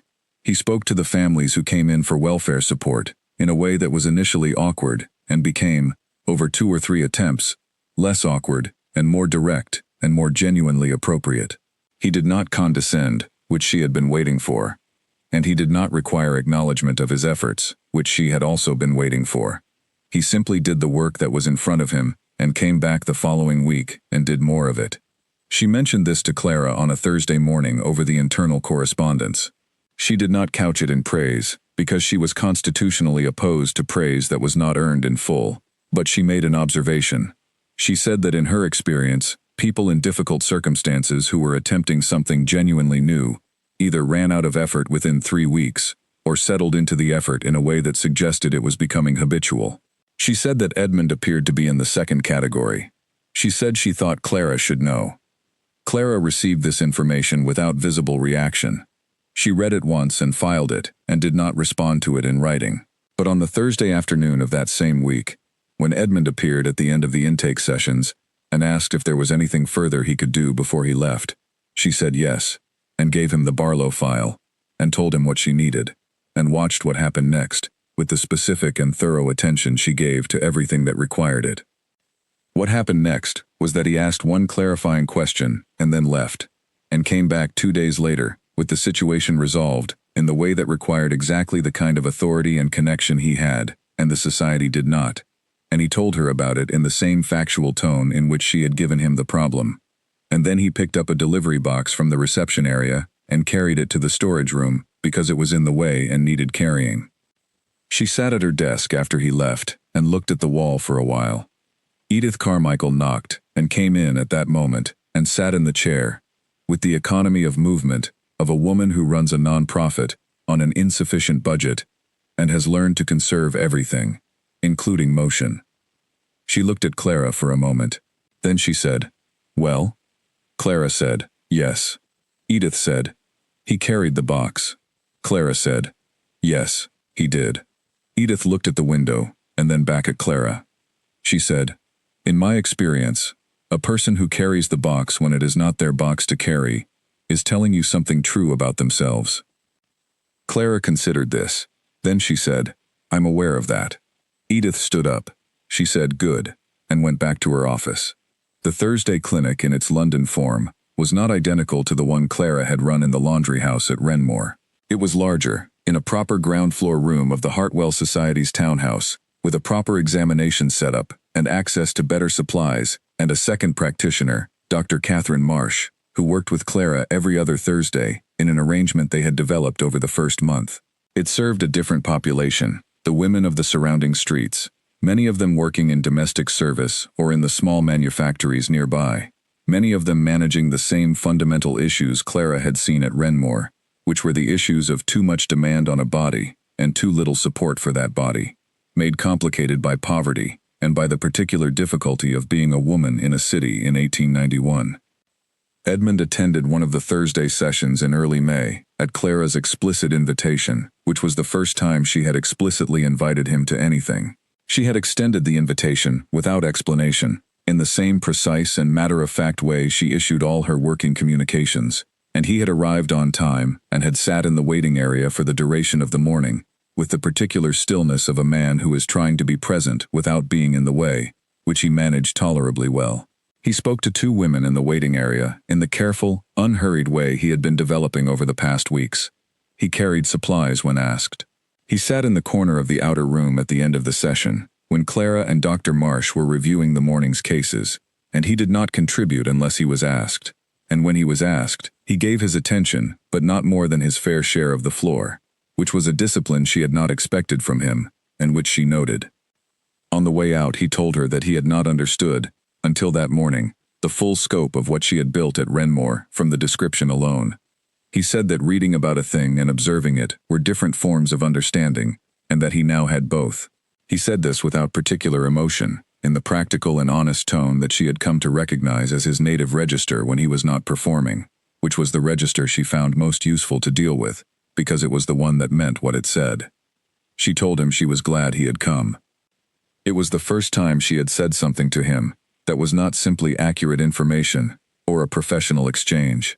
It was a small thing, and she did not enlarge it, but she said it, and meant it, and he heard it the way it was meant, which was carefully, which was all right. The letter Clara had placed on the East Wing writing desk, the one Edmund had found and read 3 times and put in his breast pocket, had been composed on an evening in early March, when she was aware that everything was about to change, and was trying to be honest about all of it before it did. She had written it with the lamp burning low, and the fire dying back, and the East Wing quiet around her, in the way it had been quiet for 5 years. The particular quality of quiet that a room develops when it has been occupied by one person for a long time, without anyone else coming in. It was the silence of a space that knows its inhabitant. She had wanted to be honest in the letter, and she had also wanted to be kind, and she had understood that these two things were not always in conflict, but in this case, were pulling in slightly different directions, because the kindest thing would have been to soften what was true, and she was not willing to do that. She had settled on honesty without cruelty, which she thought was different from kindness and more durable. She had not told Edmund in the letter the full extent of what she had built at Renmore. She had not described the clinic, or the accounts corrections, or the carpenter, or the relationship with Dr. Harlow, because the letter was not a list of her accomplishments, but a statement of her intentions, and the two things did not belong in the same document. What she wanted him to know he would find when he looked, and she trusted that he would look, because the letter had been designed to make looking unavoidable. The final line of the letter, the one she had written knowing it was a different thing in kind from the lines above it, had been with her for longer than the rest of the letter. It had been there, in its approximate form, for most of the 5th year, not as a thing she intended to say, but as a thing that was true and that she carried. She had not known, until she was writing the letter, that she would say it. When she wrote it, it came out clean and final and unmistakably right, the way things do when they have been true for a long time, and have simply been waiting for the moment when they could be spoken, without causing more damage than they were worth. She had sealed the letter and not reread it, because rereading it would have been a way of second-guessing the honesty, and honesty that has been second-guessed is no longer quite the same thing. When Edmund knocked on the east wing door for the first time, on the morning he returned from the study with Clara's letter in his pocket, the sound it made was very particular. He had meant to go to the east wing to confirm what Mrs. Peel had told him, to find the room empty and the letter gone, and the evidence of Clara's absence so concrete that it moved from the abstract to the real in his chest. He had walked down the passage and knocked on the door before he stopped to think about why he was knocking, and then he had stood there with his hand still raised, and the echo of the knock moving back through the empty rooms, and understood what he was doing. He was knocking because that was what you did when you came to someone's door. He had never knocked on this door before in 5 years of its being someone's door. He had not knocked because he had not come to the door. He had not come to the door because he had not thought of it as a door he had any reason to come to. He stood in the passage for a long time with his hand on the doorframe and the empty silence of the east wing surrounding him, and he thought about all the mornings that door had been there, closed, with a person on the other side of it who would have opened it if he had knocked. She had been there. He had not knocked. That was the entirety of it, reduced to its simplest form, and its simplest form was somehow the heaviest thing he had ever tried to hold. He went back to his horse. Mrs. Peel had her own thoughts about all of it. She kept them to herself, as she kept most of her thoughts, because 30 years of service had taught her that thoughts about the family were the specific category of thought that were most reliably useful when kept entirely internal. But she had them. She had watched Clara come into Renmore Hall on a gray October evening 6 years ago, carrying a traveling case and a small trunk, and looking at the house with the careful attention of a person assessing something they intend to manage, rather than simply inhabit. Mrs. Peel had been politely correct with her in the first weeks, because politely correct was what the situation required, and she had always been very good at giving situations exactly what they required. She had answered Clara's questions about the household with efficiency, and had taken her requests about the East Wing's arrangement without apparent reaction. She had been, in those early weeks, professionally invisible in the way that good housekeepers are, present for everything needed and absent from everything not needed. She had noticed things even then, in those first weeks. She had noticed that Clara asked questions that went further than the questions most new wives asked. She had noticed that Clara had begun reading the household accounts within the first month, systematically, and in the evenings when no one was likely to see it as significant.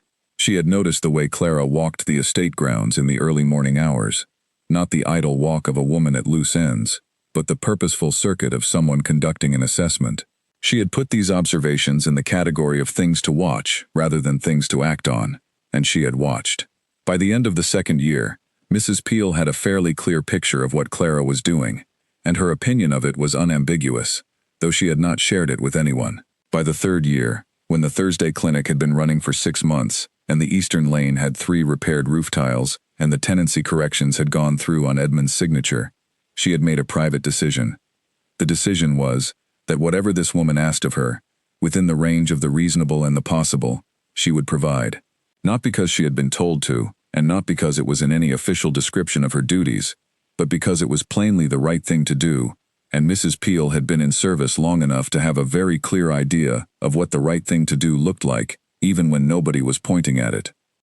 She had never told Clara she had made this decision, because telling would have made it a thing that needed to be responded to, and Clara had enough to respond to without adding unnecessary sentiment. But she had acted on it consistently for 3 years, and Clara had understood it without the conversation, because Clara understood most things without the conversation, which was one of the many things about her that Mrs. Peel privately regarded as remarkable.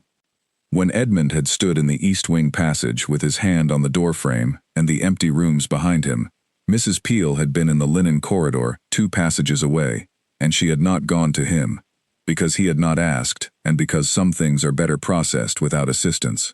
But she had been aware of him standing there. She had been aware of a great many things on that particular morning that she had not commented on, and she did not intend to comment on them now. What she intended to do was continue.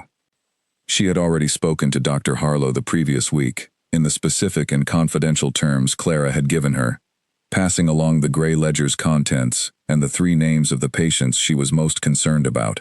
She had told George the arrangement for Thursday mornings, and George had received it with the same quiet competence with which he received everything. She had spoken to Martha about the broth. The Thursday clinic ran the week after Clara left, and the week after that, and the week after that. 23 women came on the first Thursday, which was slightly more than the previous week, because word had spread in the village that it was still open, and word had spread because Dorothy Fletcher had told 2 people, and Mary Grout had told 7, which was within Mary Grout's normal weekly operating range. Mrs. Peel was there on each of those first Thursday mornings, with the efficiency, and the fire, and the hot broth, and she did not once suggest to anyone that she had had any role in the thing's continuation. She simply continued. The solicitor's letter from Mr. Albert Crane about Harriet Voss had contained one detail beyond the financial accounting that Clara had found herself returning to in the days after she read it. Mr. Crane had noted, in a careful and professionally neutral parenthesis near the end of the 2nd page, that Miss Voss had maintained, in her Edinburgh flat, a collection of correspondence that she had kept organized in dated boxes, going back over 40 years. She had asked, in her will, that this correspondence be reviewed, and any letters involving family members be offered to the relevant parties before the boxes were disposed of. Mr. Crane had asked, therefore, whether Clara would like to receive the letters addressed to, or mentioning her mother, of which there were, he believed, a considerable number. Clara had written back to say yes. The package had arrived in London 3 weeks after she did, wrapped in brown paper and quite heavy, and she had opened it on a Sunday morning with a cup of tea, and spent several hours reading her way through 40 years of correspondence between her mother and her great-aunt Harriet, 2 women who had been, it emerged, very close in the way of people who speak to each other honestly, across long distances. The letters were wonderful. Her mother's handwriting was on every other page, the slanted and expressive script that Clara remembered from the few documents she had, and the voice in the letters was the voice she had been carrying for 20 years, as a child's approximation of a dead person, and which she found, reading the actual words of the actual woman, to be considerably richer than the approximation. Her mother had been, it emerged from the letters, a person of dry and specific humor, and an extremely direct way with any subject she considered important, which Clara recognized with the particular feeling of recognition that comes when you find your own qualities reflected in someone you cannot ask about them. She had read the letters for 3 hours, and then set them aside, and sat for a long time looking out of the window of the small rented rooms she was living in, while she looked for something more permanent. And she had thought about the rug from her mother that was in the east wing of Renmore Hall, and had been there for 6 years, and was still there now, which was the one thing she had been genuinely sorry to leave. She had not mentioned this in her letter to Edmund, but she had thought about it. When Clara arrived at the Hartwell Society's offices on her first morning as Director of Welfare Operations, she had arrived at 6:45, which was 45 minutes before anyone else was expected. She had let herself in with the key Edith Carmichael had sent her 3 weeks earlier, had found the kettle and made tea, had located her office and stood in the doorway of it for a moment, looking at the desk, and the shelves, and the window that looked out onto a quiet street. where the morning light was just beginning to make the cobblestones visible. She had set down her leather satchel, taken her coat off, hung it on the hook behind the door, and sat down. She had sat at the desk in the new office in the new city in the new life for a few minutes without doing anything, which was not something she usually permitted herself. She had looked at the surface of the desk, which was clean and empty, a space that had not yet been shaped by use, and had thought about the surface of the desk in the East Wing, which by the time she left it had been marked with 5 years of working and reading and writing, with the small grooves and stains of a desk that had been used for real things by a person who was actually there. Then she had opened her satchel, taken out the first file, and begun. The work was, as she had known it would be, exactly the right amount of difficult. Not so difficult that she could not do it, not so familiar that it required less than her full attention. She was managing the welfare operations of a society that worked with 270 women in the surrounding neighborhoods, providing everything from medical support to legal advice to child care assistance to what Edith called the less categorizable support, which is essentially the support that consists of sitting with someone and treating them as if they matter, which is surprising how often it is the most useful thing we do. Clara had been managing the less categorizable support for 3 years in the laundry house, and she had been organizing systems and tracking outcomes and managing people and problems for 5 years in the East Wing, and she had been learning medicine from one of the best practical physicians she had encountered, and all of that had made her, by the time she walked into the Hartwell Society's office on her first morning, exactly the person the role required.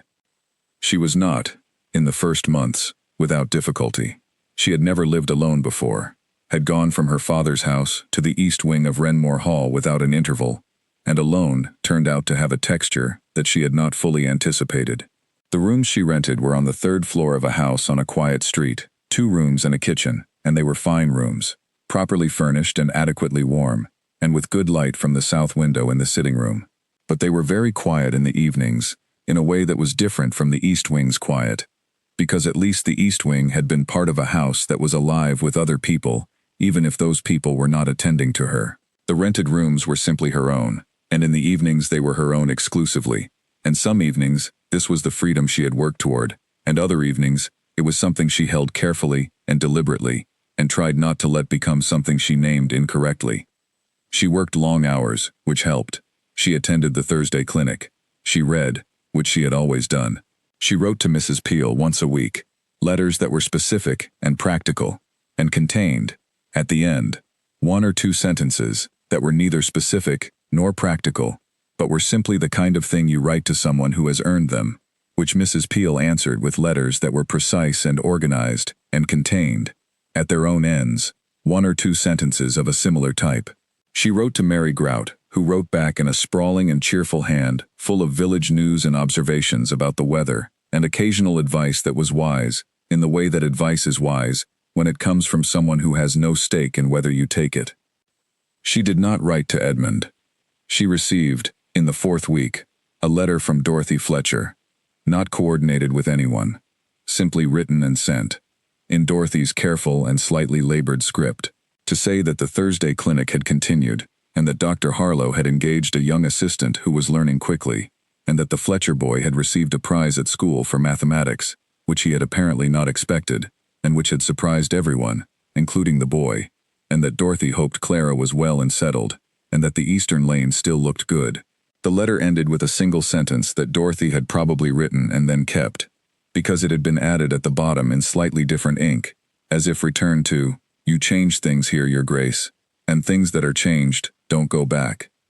Clara read that line several times. Then she folded the letter and put it in the box of letters from people who mattered, which was a small leather box she had been given by her father, and she put the box on the shelf above her desk in the rented rooms and went back to work. When Clara decided to return to Renmore, she did not tell herself a story about it. She was not romantic about the decision, in the way that stories about returning to places often are, with the golden light and the changed perspective and the music of the homecoming. She was precise about it, the way she was precise about everything that mattered. She had made a decision based on evidence, and the evidence was Edmund's behavior over 8 weeks, and what she had seen when she went to Renmore alone, and what she had understood from the letter he had sent her. The evidence was not that Edmund was a good man. She had never thought he was a bad one. The evidence was that he was a different man from the one who had nodded at her in the corridor for 5 years without seeing her, or more accurately, he was becoming one, which was more useful than having always been one because it meant the change had cost him something and was therefore likely to be durable. She had watched him over those 8 weeks with the same specificity she brought to her clinical observations, noting not what he said but what he did, and particularly what he did when no one was making an obvious point of watching. She had watched him carry the box. She had watched him sit in the waiting area at the Thursday clinic with 2 women he had never met, and talk to them in the patient, attentive way of someone who has understood that these women have things to say, and that his job in this moment is to hear them. She had watched him read the Society's annual report. She had watched him come back, week after week, without needing to be invited, without requiring acknowledgement, without making the coming back into something that needed to be noticed. These were the things that mattered.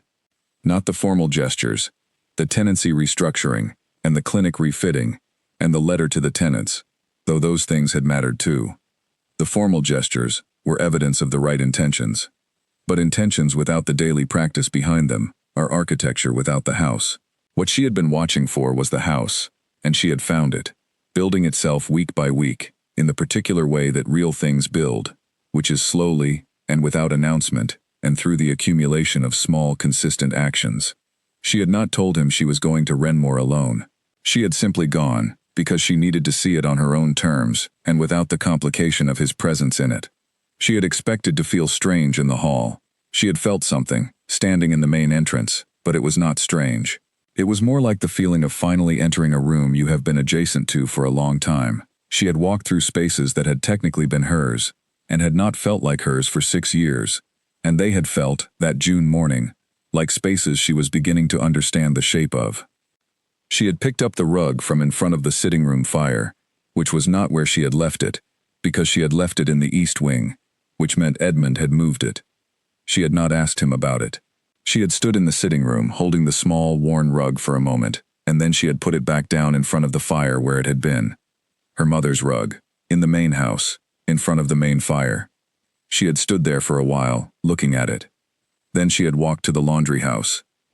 On the morning of Clara's return to Renmore in the last week of June, Mrs. Peel had been in the hall 2 hours before the carriage was due, conducting the kind of thorough and unnecessary additional cleaning that a very organized housekeeper conducts when they are managing the emotion of a significant occasion by converting it into productive motion. George had polished the front steps twice. Martha had been in the kitchen since 5 in the morning, and the house smelled, by the time the carriage was visible on the estate road, of bread and something warm and well made. Edmund had come downstairs at 8, dressed correctly but not formally, and had positioned himself near the front door in a way that managed to be both present and composed. Mrs. Peel had observed all of this with the precise and expressionless attention she had been giving to the family's affairs for 9 years. When the carriage came up the road and stopped, and Clara stepped down from it, and looked at the front of the hall with the assessing and level gaze she had given to most things she intended to manage, Mrs. Peel allowed herself, in the privacy of her own face, which was turned slightly away from the entrance, one moment of something that was not quite a smile, but was in that general direction. Then she straightened her apron and went to supervise the bringing in of the cases. She heard Clara's voice in the entrance hall, and then Edmund's, and then the brief, specific exchange that followed. She did not need to hear the detail. She had worked in this house for 9 years, and had understood, for the last 6 of them, that the thing which was wrong with it was not unfixable, only unaddressed. What had been needed was for someone to look, and now someone had looked, and what had been needed after that was for the looking to produce a change in what was done, and now something had changed in what was done, and the house was beginning to feel, for the first time in 6 years, like a place where more than one person actually lived. She went to instruct the kitchen about lunch. George met her in the corridor, with the 2 traveling cases balanced efficiently, and the small trunk under one arm, and she saw that under his professional composure, he was managing something that took effort to keep out of his face, and she did not comment on it, because he was young, and some things are allowed to be visible when you are young, and the thing happening is real. "Where does Her Grace's room go?" he asked. Mrs. Peel told him. She told him the room in the main wing, the south-facing room with the good morning light, which she had prepared 3 days ago when Edmund had asked her to. George's expression did not change, but he moved toward the stairs with something in his step that was slightly different from his usual pace, as if the cases he was carrying were lighter than they looked. Mrs. Peel watched him go. Then she went to the kitchen, because there was lunch to arrange and a house to run, and it was, she understood, going to be quite a different kind of house to run from the one it had been 6 years ago, or 5 years ago, or any of the years between, and she found that she was, on the whole, looking forward to it.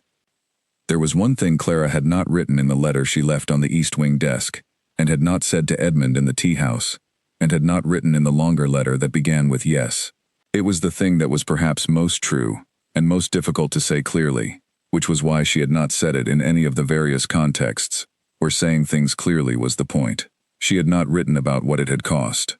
Not the East Wing or the isolation, or the invisible life she had led for 5 years. Not the dinner she had eaten alone, while voices drifted up from the dining room, or the library evenings she had sat through without being spoken to, or the 500 small and specific moments of absence that had accumulated over 5 years into the steady and heavy fact of being a person whom the most significant other person in her life had genuinely failed to see. Not any of that, which was real and heavy, and which she had processed with the method she had always used for real and heavy things, which was to convert it into motion and keep moving. What she had not written about was the effort of that conversion. The particular and relentless work of taking something that hurt and turning it into something useful, over and over, for 5 years, without anyone seeing the effort, because the point of the effort was to produce the useful thing, and not to produce evidence of how much it had cost to get there. The Thursday clinic had not been effortless. The library had not been effortless. The medical training and the accounts and the carpenter and the letters to London had not been effortless. She had built all of it, in the hours that other women spend being known by someone, and she had built it without complaint, and without performance, and without anyone ever saying to her, in any of those 5 years, that it was impressive, or difficult, or worth noting. Dr. Harlow had said she had good hands. That had been the one thing. One person, once. She did not need Edmund to say it was impressive. She did not need acknowledgement in retrospect for the work that had been its own acknowledgement. But she thought about the cost sometimes. Not in bitterness, but in the clear-eyed way she thought about most things. And she thought that the most accurate thing she could say about those 5 years was not that they had been wasted, or that they had been a detour, or that they had been anything except exactly what they had been. 5 years of a woman building herself in the space that was available to her, with the materials that were available to her, alone, without anyone making it easier. She had not written that in the letter because it was not something Edmund needed to know for the purposes of the letter. What he had needed to know was that she was leaving, and why, and what she thought of him, without cruelty and without dishonesty, and she had told him those things. The cost was hers. She had paid it in full, and she was not interested in a refund. She was interested in what came next. What came next was the main house, and the south-facing room, and Edmund holding the front door open, and the estate that was now properly documented in her name, in the parts that were hers. What came next was Thursday mornings in London, and monthly visits to Renmore, and letters to Mrs. Peel, and the Grey Ledger, which Dr. Harlow's assistant had continued in her system, and which she reviewed when she visited, and found, each time, exactly what she expected to find, which was evidence that the work was continuing. What came next was Edmund, learning to be in the same room as her, with the specific and earnest attention of a man who understands that he has been in a room with someone for 5 years, without actually being with them, and is trying to understand what the difference is. He was not always graceful about it. He asked the wrong questions sometimes and had to be corrected, and received correction without defensiveness, which was one of the things she had come to find more valuable than grace, because grace could be inherited, and receiving correction without defensiveness had to be practiced. He deferred to her on matters that were hers to decide, without being asked to defer, which was more than she had expected. He told her things, about the estate, and about his work, and about his conversations with Lord Charles, and with the tenants, in the matter-of-fact way of a person reporting on their day to someone they have decided to be honest with, which was not the same as confiding but was in the same direction. She told him things too. She told him about the Hartwell Society's cases, and about Edith's fundraising strategies, and about Miss Ward's opinions on most subjects, which were numerous and well considered, and about Francis Doyle's development over the months they had worked together. She told him about the letters from Mrs. Peel and about what Mary Grout had said most recently, which Edmund listened to with the slightly unnerved expression of a man who has met Mary Grout and has a healthy respect for her ability to see through things. She told him about the letters in the leather box, the 40-year correspondence between her mother and Harriet Voss, and about the voice in those letters. That was her mother's actual voice, and not the approximation she had been carrying for 20 years. He listened to all of it with full attention, which was the thing she had needed from the beginning, and which was the thing that had been missing, and which was, it turned out, not a complicated thing to give once a person had decided to give it. Not easy, perhaps, for a person who had not practiced it, but not complicated. The rug from her mother was in front of the fire in the main sitting room. The gray ledger continued on its shelf in the Renmore laundry house, which had its proper sign beside the door, and its proper stove, and its Thursday mornings, and its row of chairs against the wall. The eastern lane had its proper roof tiles. George Henry Fletcher, who was 7 years old and loud about it, continued to receive prizes at school for mathematics. And in the main wing of Renmore Hall, in the south-facing room with the good morning light, the desk that had been empty and waiting was no longer empty.